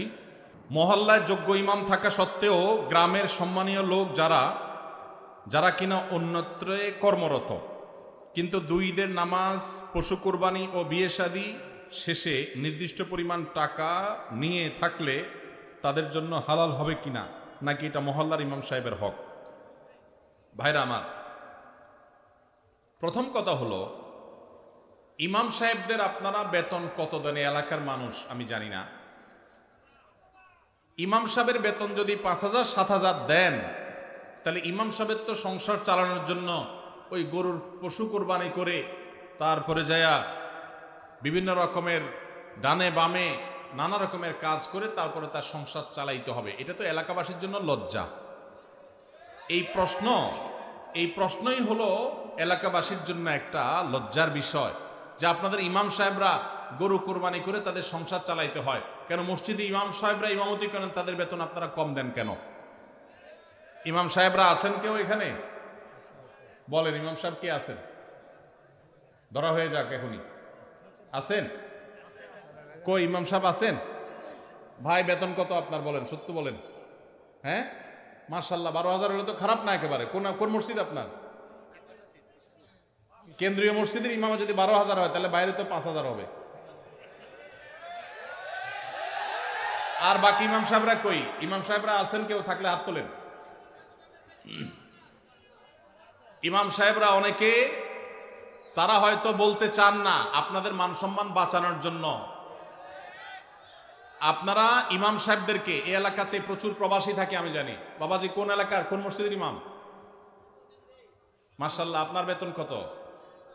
4,000। এই কপালপড়া এলাকার কোন লোক আছে এখানে? আছে? ছি ছি ছি ছি ছি, লজ্জা। ভাই, এই এলাকার মানুষ যারা, ভালো করে শুনে রাখেন, এই মসজিদ কমিটির যারা দায়িত্বশীলরা আছেন, আল্লাহকে ভয় করেন, আল্লাহকে ভয় করেন। আপনার যে ইমাম সাহেব 5 ওয়াক্ত নামাজ পড়ানোর দায়িত্ব নিয়েছেন, এই 5 ওয়াক্ত নামাজ পড়াতে গেলে আর তেমন কোনো কাজ করা যায় না। ইমাম সাহেবদেরকে আপনারা 4,000 টাকা বেতন দেন। ছি ছি ছি, বাংলাদেশে কোনো কাজের লোকের বেতনে এখন 4,000 টাকা পাওয়া কঠিন। ইমাম সাহেবদের এই অপমান, এটা কোন অবস্থাতে এলাকাবাসী সহ্য করা উচিত না। এই মসজিদ কমিটির বা এই মসজিদের মুসল্লিরা কেউ থাকলে হাত তোলেন। আমরা আসামি দেখতে চাই। আসামি কই? আসামি আছে এখানে? আল্লাহ তাআলা আমাদের ভাইদেরকে হেদায়েত দান করুন, আমরা দোয়া করি। ভাইদের প্রতি আমি আজকে আহ্বান করে রাখলাম, মেহেরবানি করে ইমাম সাহেবের বেতন বাড়াই দিবেন। এর আগে কুমিল্লার আরেক এলাকাতে এরকম ইমাম সাহেবদের অবস্থা, কুমিল্লা জেলার বদনামি করে ফেলবেন তো আপনারা। হ্যাঁ, এত বড় জেলা, এত ঐতিহ্যবাহী জেলা, ইমাম সাহেবদের বেতন 4000 টাকা। ছি ছি ছি, কোনোভাবে এটা মানা যায় না, কোনোভাবে এটা মানা যায় না। আল্লাহর ওয়াস্তে এটা পরিবর্তন করবেন তো ইনশাআল্লাহ। এই যে ইমাম সাহেব গরু কোরবানি করে টাকা কামাই করবে, খতম পড়ে টাকা কামাই করবে, দোয়া করে টাকা কামাই করবে, কেন? ইমাম সাহেব মসজিদে দায়িত্ব পালন করছে, মসজিদের মধ্যে অনেক ভালো ভালো কাজ করতে পারে, সেগুলো করতে পারবে তখন যখন তাকে এমন বেতন দিবেন যে নিশ্চিন্তে তিনি মসজিদ ভিত্তিক নানামুখী কাজ করতে পারেন।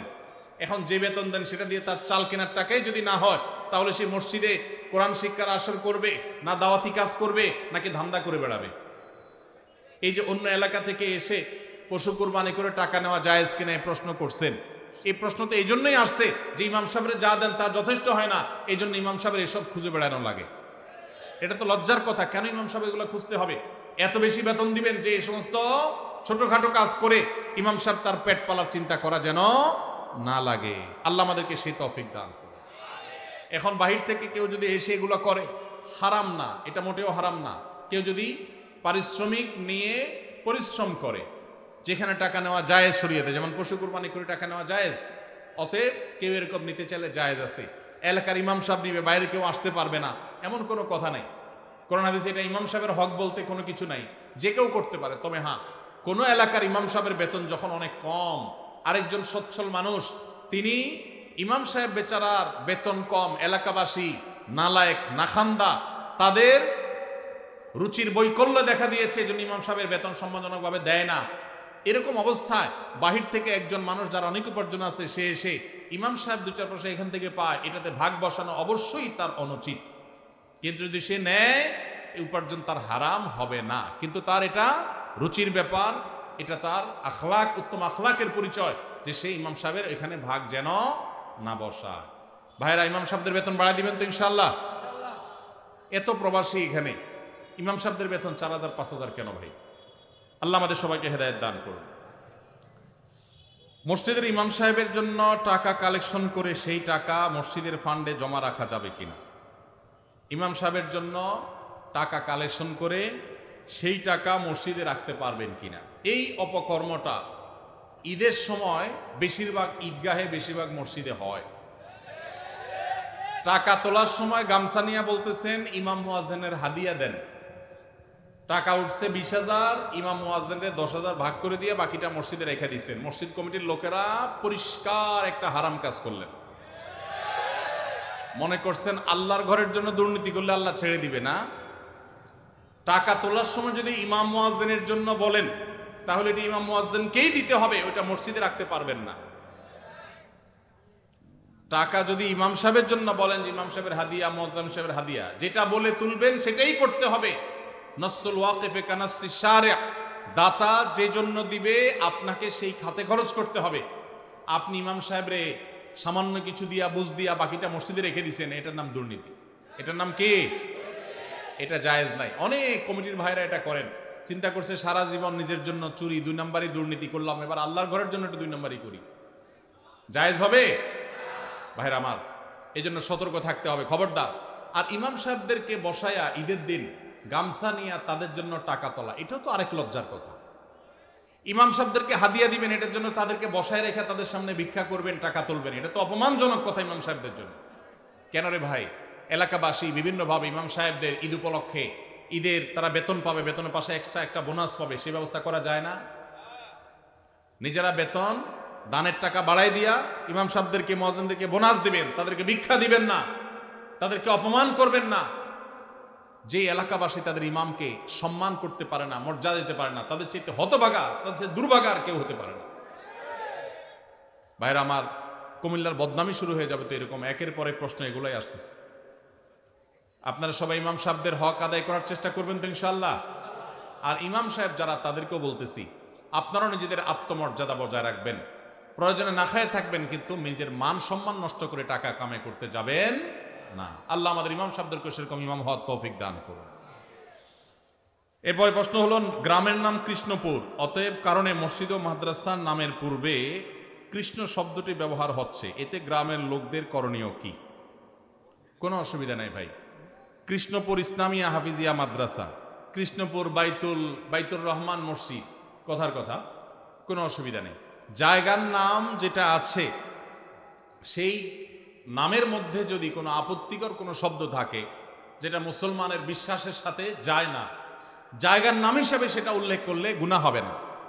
তবে যদি খুব বেশি আপত্তিকর নাম থাকে, যথাযথ নিয়মে প্রশাসনের কাছে এলাকাবাসী সবাই মিলে দাবি দাওয়া তুলে সেটার পরিবর্তনের চেষ্টা করা যেতে পারে যদি সেরকম আপত্তিকর হয়। তবে এই যে কৃষ্ণপুর নাম আছে, এই কৃষ্ণপুর নাম এটা কোনো মসজিদ বা মাদ্রাসার সামনে বা শুরুতে থাকলে, যেমন এখানে আপনারা লিখছেন কৃষ্ণপুর ইসলামিয়া হাফিজিয়া মাদ্রাসা, কোনো অসুবিধা নেই, এটা জায়গার নাম।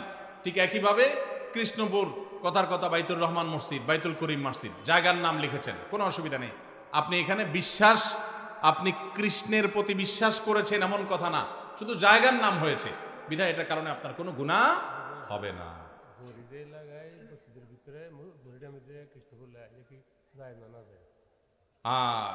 মুরব্বী বলছেন যে ঘড়ির মধ্যে ওই শব্দ লাগায় দেয়, সেই শব্দ আপনার মসজিদের মধ্যে থাকে, এটা অনুচিত কিনা।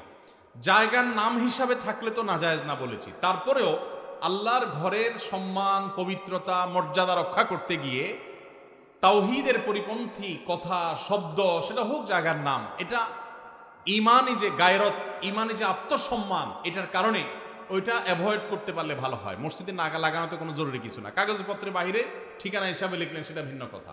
অতএব এগুলো পরিহার করতে পারলে, বিশেষ করে মসজিদের ভিতরে মসজিদের পবিত্রতা এবং মর্যাদার খাতিরে অন্তত আল্লাহর সঙ্গে শিরক করা হয় এরকম কোন শব্দ, এরকম কোন বিশ্বাস এটা ধারণ করে, সেরকম শব্দগুলো মসজিদের ভেতরে না থাকলে ভালো হয়। কিন্তু যেটা বললাম, জায়গার নাম হিসাবে উল্লেখের কারণে আপনি মুশরিক হয়ে যাবেন, শিরক হয়ে যাবে, এই বিশ্বাসী হয়ে গেছেন, ব্যাপারটা সেরকম না। কারণ ইন্নামাল আমালু বিন্নিয়াত, আপনি তো কৃষ্ণে বিশ্বাস করছেন না, আপনি জায়গার নাম হিসাবে উল্লেখ করছেন, আপনার নিয়ত তো বিশ্বাস না বা শিরক করা না, বিধায় সেটা আপনার শিরক হবে না। এরপরে প্রশ্ন হলো, নিজের আপন সন্তান কত বছর বয়স হলে বিছানা আলাদা করতে হবে? সন্তান বয়স যখন 10 হয়ে যাবে তখন তাকে নবীজি সাল্লাল্লাহু আলাইহি সাল্লাম বিছানা পৃথক করতে বলেছেন। তিনি বলেছেন ওয়াহজুরুহুম ফিল মাদাজি'i ইযা বালাগু আশরা আও কামা ওয়ারাদা ফিল হাদিস। কোন কোন বর্ণনায় ওয়াফাররিকুহুম আসছে, নিজের সন্তানদের বয়স যখন 10 হবে তখন তাদের বিছানা পৃথক করে দাও। এক কম্বলে এক কাঁথার নিচে দুজন ঘুমাবে না, তখন আলাদা আলাদা হবে। যদি বিছানা পৃথক করা বলতে আলাদা খাট, আলাদা চকিতে শোয়ানোর মতো আর্থিক সঙ্গতি না থাকে, তাহলে একই কক্ষেও যদি থাকে তো মাঝখানে পার্টিশন থাকবে, কোলবালিশ জাতীয় কিছু থাকবে, আলাদা কম্বল কাঁথা থাকবে, একই কাপড়ের ভিতরে বা একই কাপড়ের নিচে ঘুমাবে না। এটা নানাবিধ অনাচারের পথকে উন্মুক্ত করে। আরো আগে থেকে যদি বাচ্চাকে অভ্যাস গড়ে তোলা হয় সেটা সবচেয়ে ভালো। অনেকে আছেন এই বিষয়গুলোকে তেমন কোনো গুরুত্ব দেন না, অথচ এগুলোর কারণে বহু সর্বনাশা আমাদেরকে গ্রাস করে। বিধায় নবী সাল্লাল্লাহু আলাইহি সাল্লামের এই নির্দেশটা আমাদের খুব গুরুত্বের সাথে মানতে হবে। এরপরে প্রশ্ন হলো, জানাজার পরে দাফনের পূর্বে মুনাজাত করা জায়েজ কিনা? জানাজার পরে, দাফনের আগে কোনো দোয়া নেই। জানাজার পরে অনেক এলাকাতে জানাজার নামাজের পরে ইমাম সাহেব মুসল্লিদেরকে নিয়ে দোয়া করে, এটা সুন্নাত দ্বারা সাব্যস্ত নয়। জানাজার নামাজটাই তো দোয়া। জানাজার নামাজের মধ্যে আপনি পড়লেন আল্লাহুম্মা ফিরলি হাইয়িনা ওয়া মাইয়িতিনা, আল্লাহ মাই আমাদের মৃতদেরকে মাফ করে দেন, এ তো জানাজার নামাজে এটা পড়লেন, পড়েই তো সালাম ফিরালেন। পুরো জানাজার নামাজটাই তো দোয়া, তাহলে সালাম ফেরানোর পর আবার কিসের দোয়া? এই জন্য এই দোয়া সুন্নাহ সম্মত নয়। তবে মাইয়েতকে দাফন করার পর, কবরে রাখার পর, দাফন করে শেষ করার পর কেবলামুখী হয়ে যারা দাফন কাজে শরীক হয়েছেন সবাই যার যার মতো করে কেবলামুখী হয়ে মুর্দার জন্য দোয়া করা সুন্নাত। সেটা দাফনের আগে না পরে? দাফনের পরে কেবলামুখী হয়ে দোয়া করা সুন্নাত। সুন্নাতটা আমরা অনেকে জানি না, বেদাতটা ঠিকই জানি। সুন্নাতের খবর নাই, বেদাত নিয়ে টানাটানি। এই জন্য এই সুন্নাত যেহেতু আলোচনা নাই, জানাশোনা নাই, এটা আমরা জিন্দা করবো ইনশাআল্লাহ, ঠিক আছে না? মাইয়াতকে কবরে রেখে দাফন করে কেবলামুখী হয়ে আমরা হাত তুলে দোয়া করব। কি দোয়া করব? দোয়া করব, নবী সাল্লাল্লাহু আলাইহি সাল্লাম বলেছেন সালু লি আখিকুম আত-তাসবীত, তোমরা তোমাদের ভাই যাকে দাফন করলা তার জন্য আল্লাহর কাছে দোয়া করো, সেই জন্য ঈমানের উপরে এখন মুনকার নাকির প্রশ্নের জবাবে যেন টিকে থাকতে পারে, অটল থাকতে পারে, সেজন্য আমরা মাইয়াতের জন্য দোয়া করব ইনশাআল্লাহ। মসজিদের রেগুলার ইমাম সাহেব থাকা সত্ত্বেও তারাবির জন্য অন্য কোনো ইমাম আনা জায়েজ আছে কিনা? আনা যাবে, কোনো অসুবিধা নাই। এই প্রশ্ন সব বোধহয় ইমাম সাহেবরা বাউ করে দিছে, সব তাদের স্বার্থের প্রশ্ন। ইমাম সাহেবরা দেয় নাই, তাহলে মুক্তাদের ইমাম সাহেবকে মহব্বত করেন, টাকা দিবেন না, কিন্তু ইমাম সাহেবদের পক্ষে প্রশ্ন করবেন। মাশাআল্লাহ, এটা কেমন মহব্বত হইল? যাই হোক ভাই, ইমাম সাহেব যদি ভালো হাফেজ না হন, তেলাওয়াতের সৌন্দর্য আহামরি না থাকে, বাহির থেকে হাফেজ নিয়ে আসলে কোনো অসুবিধা নেই। এটা কোনো কথা না যে ইমাম সাহেবের পিছনেই নামাজ পড়া জরুরি। তবে হ্যাঁ, কোনো যৌক্তিক কারণ ছাড়া অনেক এলাকাতে আছে কমিটির সাথে ইমাম সাহেবের ভালো সম্পর্ক নাই, শত্রুতা করে এখন বাইরে থেকে লোক হায়ার করে আনে। এটা অন্যায় কথা, এটা জুলুম। যার পিছনে নামাজ পড়বেন তার প্রতি আপনার যদি এতটুকু শ্রদ্ধাবোধ না থাকে, তাহলে অবশ্যই সেটা অনুচিত কাজ, সেটা গর্হিত কাজ। এই জন্য এটা করা জায়েজ হবে না। আমি একজন প্রাইমারি স্কুলের শিক্ষক। সকাল 9টা থেকে 4টা পর্যন্ত আমার কর্মঘণ্টা, 4:15 পর্যন্ত আমার কর্মঘণ্টা। 5 বছর বয়সী বাচ্চা থেকে শুরু করে 12 বছরের শিক্ষার্থী পড়ে। প্রতিটা ক্লাসের সময়কাল 40 মিনিট। সকালে 3-4টা ক্লাস নিলে শরীর আর চলে না। পরবর্তী ক্লাসগুলো শুরুর ক্লাসের মতো মনোযোগ দিতে পারি না। তাতে কি আমার বেতনের টাকার কোনো প্রবলেম হবে? শত শত কোমলমতি শিক্ষার্থী সামলানো অনেক কষ্টকর হয়। ভাইরা আমার, আল্লাহ কোরআনে বলেছেন, লা ইউকাল্লিফুল্লাহু নাফসান ইল্লা উসআহা। সাধ্যের বাইরে কোনো কিছু করতে আল্লাহ আমাদেরকে বাধ্য করেন নাই। এই জন্য আমাদের উচিত হবে যে আমরা যারা চাকরি করব, যতক্ষণ সাধ্য থাকে ততক্ষণ আমরা মনোযোগ দিয়ে কাজ করব। আমার এনার্জি আর কুলাচ্ছে না। আগে প্রথম আইসা যেরকম করতে পারছি সকালের দিকে, দুপুরের পরে শরীরে এনার্জি একটু কমে যাবে, এটা স্বাভাবিক। এর কারণে ইনশাল্লাহ আপনি আল্লাহর কাছে পাকড়াও শিকার হবেন না। যদি আপনি ইচ্ছাকৃত গাফিলতি করেন, মোবাইল টিপাটিপি করে সময় নষ্ট করেন, বাচ্চাদের ক্লাসে দেরিতে যান, তাহলে সেজন্য আল্লাহর কাছে জব দিয়ে করা লাগবে। কিন্তু আপনার এনার্জি কমে গেছে, প্রথম ক্লাসের মতো মনোযোগ আর ধরে রাখতে পারছেন না, এর কারণে আপনি গুনাহগার হবেন না। আলহামদুলিল্লাহ, এরকম শুদ্ধ সুস্থ চিন্তা করার মানুষ যে আছে, বান্দার হক সম্পর্কে এতটা সচেতন মানুষ আছে, এটাই তো একটা সমাজের জন্য আনন্দের বিষয়। আলহামদুলিল্লাহ, সন্দেহাতীতভাবে এটা একটা সুখের সংবাদ যে একজন ভাই চাকরি করে, স্কুলে চাকরি করে তার ঠিকঠাক মতো বেতনটা হালাল হচ্ছে কিনা, তার মনোযোগ কমে যাচ্ছে, সেজন্য আল্লাহর কাছে দায়ী থাকবেন কিনা, এই যে চিন্তা মনে আসছে, এটাকেই বলে ঈমানী চেতনা। এই ঈমানী চেতনাই তো আমাদেরকে ভালো মানুষের দিকে নিয়ে যায়। আল্লাহ আমাদের এই ভাইকে আরো বেশি ঈমান আমল বাড়ানোর তৌফিক দান করুন। মুআবিয়াকে কি সাহাবী হিসাবে সম্মান করা যাবে? নাউজুবিল্লাহ, এটা কেমন প্রশ্ন করেছেন? যে ভাই প্রশ্ন করেছেন তার হয়তো জানার ঘাটতি আছে। মুআবিয়া রাদিয়াল্লাহু তাআলা আনহু নবী করিম সাল্লাল্লাহু আলাইহি সাল্লামের অত্যন্ত স্নেহভাজন, অত্যন্ত স্নেহধন্য সাহাবীদের একজন। সাহাবী হিসাবে সম্মান করা যাবে কিনা, মানে সিনিয়র সাহাবীরা, তাঁর জীবদ্দশায় সিনিয়র বড় বড় সাহাবীদের কেউ তাকে অসম্মান করেছেন দেখাতে পারবেন? তাহলে আপনার মনে প্রশ্ন কোত্থেকে আসলো? সাহাবীদের মধ্যে নিজেদের মধ্যে বহু বিষয়ে মতপার্থক্য হয়েছে, এমনকি যুদ্ধ পর্যন্ত হয়েছে। নবীজি সাল্লাল্লাহু আলাইহি সাল্লাম পরিষ্কারভাবে নিষেধ করেছেন যে আমার সাহাবীদেরকে গালমন্দ করবে না, সমালোচনা করবে না। নবীজি সাল্লাল্লাহু আলাইহি সাল্লামের এই হাদিস থেকে বোঝা যায় সাহাবীদের কোনো ভুল, কোনো ত্রুটি হতে পারে মানুষ হিসাবে, কিন্তু হলে সেটার কারণে সমালোচনা করা, গালমন্দ করার অধিকার আমাদের নাই। আপনার বাবা যদি তার কোনো ভুল হয়, আপনি কি সেটা সমালোচনা করে বেড়াবেন? সাহাবীদের সম্পর্কে নবী সাল্লাল্লাহু আলাইহি ওয়াসাল্লাম হাদিসগুলো একটা একটা করে পড়ে দেখবেন। এটা দুর্ভাগ্যজনক যে আমাদের সমাজে এই জাতীয় বিষয়গুলোকে নানাভাবে আমাদের সামনে এস্টাবলিশ করা হয়েছে, নানাভাবে। দেখুন, সাহাবীরা সবাই ভুলের ঊর্ধ্বে, সবাই নিষ্পাপ, মাসুম, এটা আহলে সুন্নাত জামাতের কারোর আকীদা বিশ্বাস না। কিন্তু তাদের যদি কোনো ব্যক্তিগত সিদ্ধান্তে ভুল হয়, ইজতিহাদি বুঝার কোনো ভুল হয়, আপনি আমি সমালোচনা করবার কোনো অধিকার নবী সাল্লাল্লাহু আলাইহি সাল্লাম আমাদেরকে দেন নাই। কে সাহস দিয়েছে আপনাকে যে আপনি আল্লাহ নবী সাল্লাল্লাহু আলাইহি সাল্লামের সাহাবীর দোষ বা ভুল চর্চা করবেন, সমালোচনা করবেন?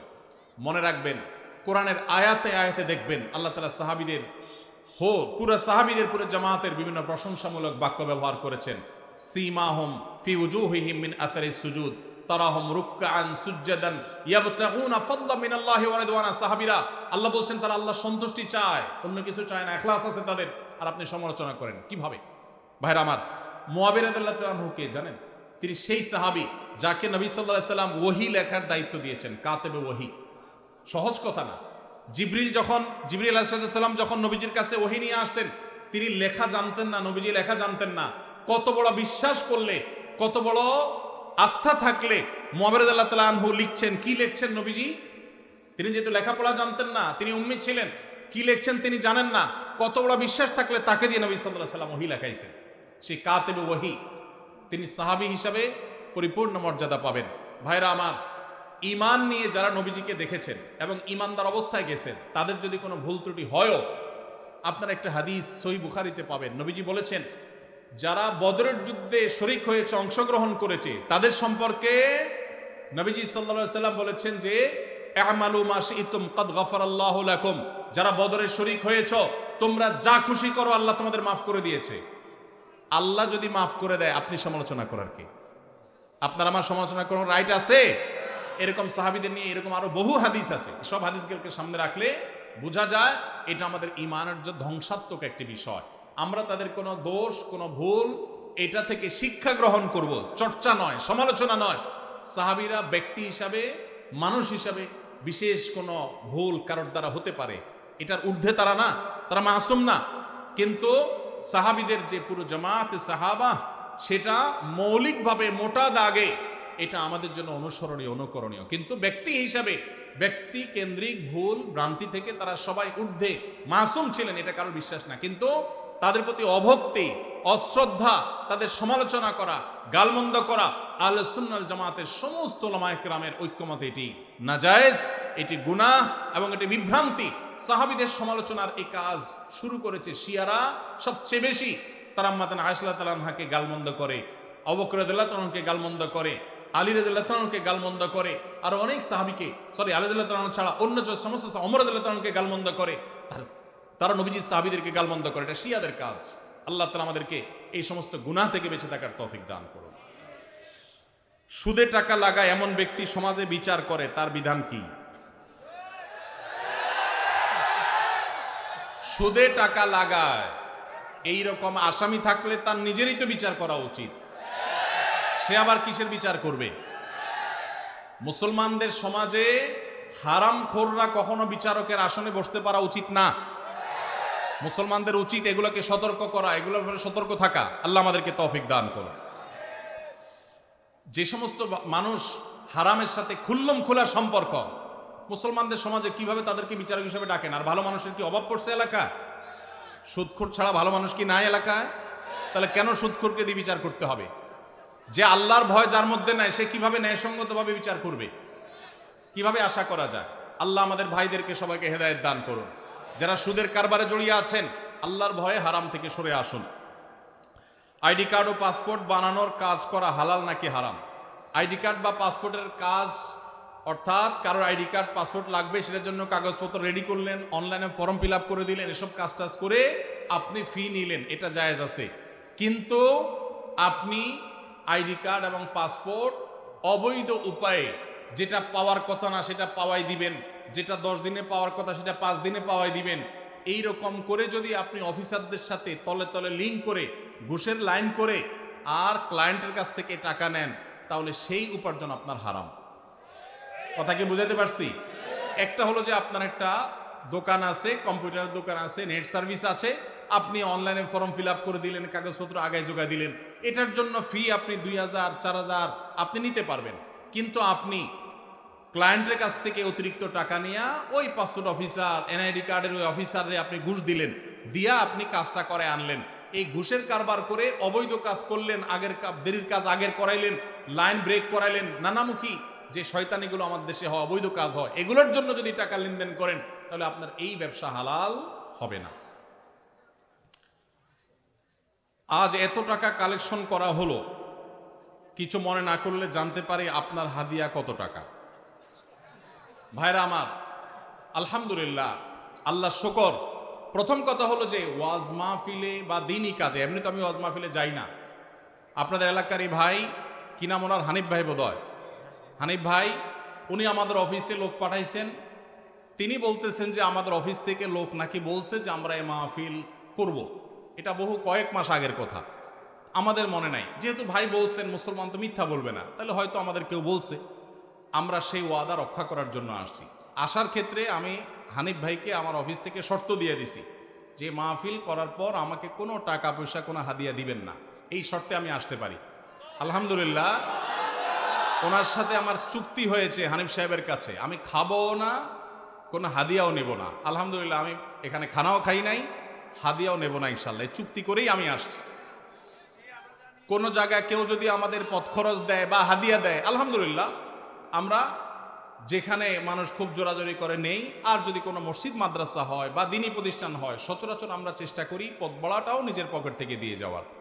এটা যেহেতু প্রশ্ন খোঁচা মেরে করেই ফেললেন, সেই প্রসঙ্গে বলা, হানিফ ভাই এখানে উপস্থিত আছে, সাক্ষী উপস্থিত আছে, ওনার সাথে চুক্তি করা হয়েছে। যেহেতু মাদ্রাসার মাহফিল, মাদ্রাসার জন্য দুনিয়ার টাকা উঠানো লাগতেছে, একটা মসজিদ নাই, বাচ্চাদের থাকার জায়গা নাই, তাহলে এখান থেকে আমার হাদিয়া নেওয়া লাগবে কেন? আলহামদুলিল্লাহ, আমার চলার মতো ব্যবস্থা আল্লাহ তাআলা আমাকে দিয়েছে, যথেষ্ট দিয়েছে। অতএব আপনারা বরং মসজিদের জন্য সহযোগিতা করবেন, জমির জন্য সহযোগিতা করবেন, করবেন তো ইনশাআল্লাহ? মাদ্রাসার ছাত্রদের থাকার ভালো ব্যবস্থা যেন হয়, সেজন্য সাহায্য করবেন, ঠিক আছে না ইনশাআল্লাহ? আর আমাকে হাদিয়া দেওয়া লাগবে না, ইমাম সাহেবদের বেতন বাড়াই দিয়েন। ইমাম সাহেবদের বেতন বাড়াই দিবেন তো ইনশাআল্লাহ? ইমাম সাহেবদের বেতন বাড়াই দেওয়ার তৌফিক আল্লাহ তাআলা আমাদেরকে দান করুন। ওলামা ইকরাম ওয়াজ মাহফিলে যারা আসেন, তাদেরকে সম্মানজনক হাদিয়া দিবেন। আমি নিচ্ছি না, আমার আলহামদুলিল্লাহ না নিলেও চলে, এবং মাদ্রাসার মাহফিল দেখে নেই না, অন্য কেউ জোর করলে হয়তো নেই। কিন্তু যারা অন্যান্য ভাইরা আসেন, ওয়াজ মাহফিল করেন, অনেকে আছে রাতে গাড়ি অ্যাক্সিডেন্টে মাহফিল থেকে যাওয়ার সময় পুরো গাড়ি শেষ হয়ে যায়, আছে না? অনেকে আছে গাড়ি অ্যাক্সিডেন্টে নিজে অসুস্থ হয়ে যায়, মারা যায়, রাত বিরাত জাগা লাগে, তাদেরকে সম্মান করবেন। কিন্তু এর মানে এই না যে চুক্তি করে লাখ লাখ টাকা ওয়াজ করে কামায়, এই ওয়াজ ব্যবসায়ীদেরকে আমি প্রশ্রয় দিতে বলি নাই। কিন্তু ওলামাদেরকে সম্মান করবেন। এখানে দুই দিক থেকেই সমস্যা আছে। হুজুরদের অনেকে যেরকম চুক্তি করে, এটা যেমন একটা সমস্যা, আবার ওয়াজ মাহফিলের আয়োজক অনেকে আছে অনেক ধান্দা করে, সেটাও একটা সমস্যা। আমি আজ থেকে অনেক বছর আগে, আপনার জেলার নাম বলবো না, যে কোনো এক জেলা মাহফিলে যাওয়ার পর আমি দেখি এরকম মোটা একটা খাম ধরাই দিছে আমারে। পরে যায় খুলে দেখি ওখানে টাকার সাথে বাকি সব কাগজ দিয়ে মোটা করে দিছে। এত নিকৃষ্ট মানুষও এই সমাজে আছে। তো এই জন্য সংশোধন বক্তাদেরও হইতে হবে, আয়োজকদেরও হতে হবে, শ্রোতাদেরও হওয়া লাগবে। শ্রোতারা ওয়াজে আসছেন কি জন্য? কিছু শুনে আমল করার নিয়তে। এই যে এতগুলো কথা শুনছেন, এগুলো আমল করতে হবে, ঠিক আছে না ভাই ইনশাআল্লাহ? যদি শুধুমাত্র ওয়াজ মাহফিলে আসেন তামাশা দেখার জন্য, তাহলে হবে না, আমল করার নিয়তে আসতে হবে। আয়োজকদের উদ্দেশ্য হবে আল্লাহর সন্তুষ্টি, আলোচকদের উদ্দেশ্য হবে আল্লাহর সন্তুষ্টি, এবং শ্রোতাদের উদ্দেশ্য হবে কি? আল্লাহর সন্তুষ্টি। আল্লাহ তাআলা আমাকে, আপনাকে, আমাদের সবাইকে ইখলাসের সাথে কাজ করার তৌফিক দান করুন।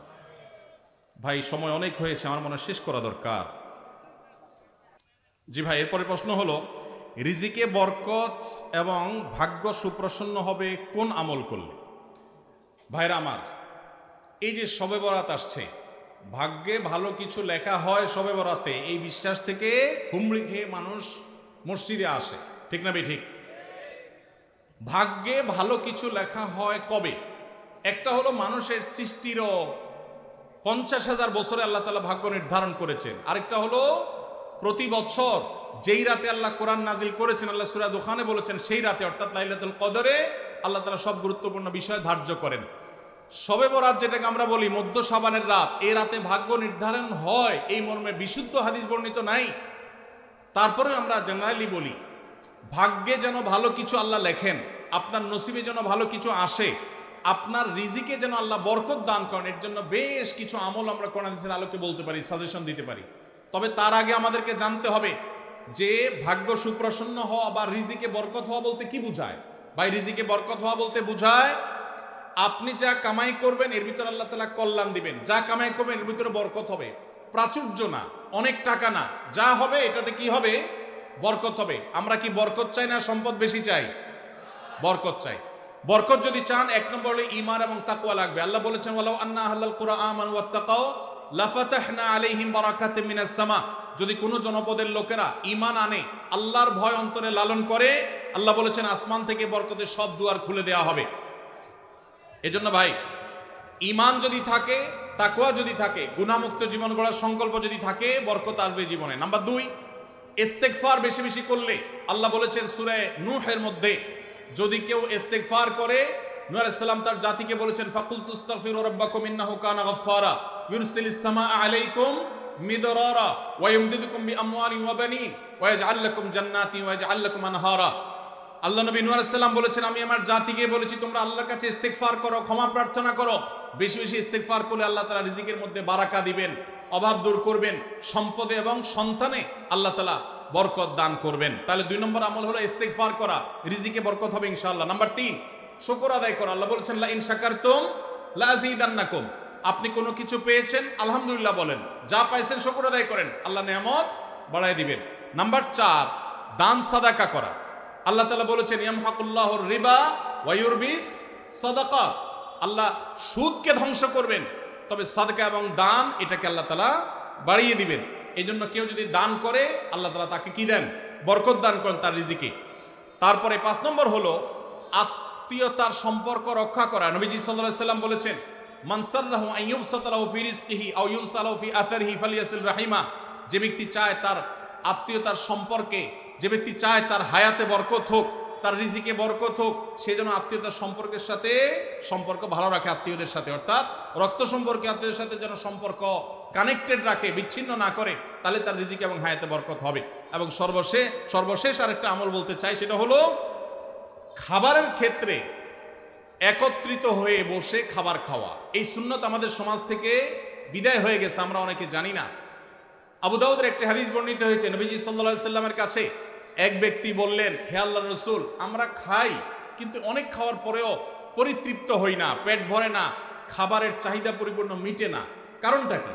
নবীজি সাল্লাল্লাহু আলাইহি সাল্লাম বলেছেন, তোমরা সম্ভবত আলাদা আলাদা প্লেটে খাও, আলাদা আলাদা সিঙ্গেল খাও। তখন নবীজি সাল্লাল্লাহু আলাইহি সাল্লাম বলেছেন, তোমরা সবাই একসাথে খানা খাবে, আল্লাহ তাআলা তোমাদের খাবারে বরকত দান করবেন। একসাথে খানা খাবে এবং বিসমিল্লাহ বলে খাবে, এই 2টা কাজ করলে আল্লাহ তাআলা তোমাদের খাবারে বরকত দান করবেন। এই জন্য ভাইরা, বাসা বাড়িতে এক প্লেটে স্বামী স্ত্রী 2জন আছেন, এক প্লেটে খাবেন। বাচ্চাদেরকে নিয়ে বড় প্লেট নিয়ে খানা খাবেন, এটা সুন্নত। নবীজি সাল্লাল্লাহু আলাইহি সাল্লাম উৎসাহ দিয়েছেন, কিন্তু আমাদের সমাজ থেকে এটা এখন হারিয়ে গেছে, নাই বললে চলে। আমরা সবাই যার যার মতো খানা খাই। এই জন্য এই কাজটাও আমাদের আমলে, আমাদের রিজিকে, আমাদের হায়াতে বরকত এনে দিবে ইনশাআল্লাহ। সর্বশেষ প্রশ্ন, আকিকা না দিলে কি শিশুর বিপদ কাটে না? আকিকা না দিলে শিশুর বিপদ কাটে না এমন কোনো কথা কোরআন হাদিসে নাই। তবে আকিকা দেওয়া এটা গুরুত্বপূর্ণ একটা আমল। আল্লাহ কাউকে পুত্র সন্তান দান করলে 2টি ছাগল, আর কন্যা সন্তান দান করলে 1টি ছাগল জবাই করা, এটা নবীজি সাল্লাল্লাহু আলাইহি সাল্লামের সুন্নাহ। এটা জন্মের 7ম দিনে, না হলে 14তম দিনে, না হলে 21তম দিনে করবেন। সেটাও যদি কোনো কারণে না হয়, পরে যে কোনো সময় করলেও আদায় হয়ে যাবে। এমনকি কারো শিশুকালে যদি আকিকা দেওয়া না হয়, বড় হওয়ার পর তার আকিকা দিলেও আদায় হয়ে যাবে। এই আকিকা এটা না দিলে যে বিপদ কাটে না এরকম কোনো কথা নাই। তবে হ্যাঁ, বিভিন্ন হাদিসে নবী সাল্লাল্লাহু আলাইহি সাল্লাম বলেছেন, কুল্লু গুলামিন মুরতাহানুন বিআকিকাতিহি। বাচ্চা এটা আকিকার উপরে সে অনেকটা ডিপেন্ডেন্ট থাকে। এই হাদিসের ব্যাখ্যায় অনেক মুহাদ্দিসরা বলেছেন, আকিকা না দিলে, আকিকা দেওয়ার ফলে সে বিভিন্ন ক্ষয়ক্ষতি থেকে বেঁচে থাকতো। অনেকে বলেছেন শয়তানের কুমন্ত্রণা থেকে বেঁচে থাকে আকিকার মাধ্যমে, এটা থেকে সে আর বাঁচতে পারে না, ওই ক্ষতি তাকে স্পর্শ করার সম্ভাবনা থাকে। তবে কেউ আকিকা দিতে পারলো না, অন্য কোনো আমল করলো তার সন্তানের জন্য, আল্লাহ তাআলা তাকে সেভ করতে পারেন। এমন কোনো কথা নাই যে আকিকা না দিলেই তার সন্তানের বিপদ কাটবে না। তবে আকিকা দেওয়া উচিত, এর মাধ্যমে সন্তান নানাভাবে উপকৃত হয়, নানাভাবে সেভ থাকে, নিরাপদে থাকে। আল্লাহ আমাদের যাদের সামর্থ্য দিচ্ছে তাদেরকে আমল করার তৌফিক দান করুন। জাযাকুমুল্লাহু খায়রান।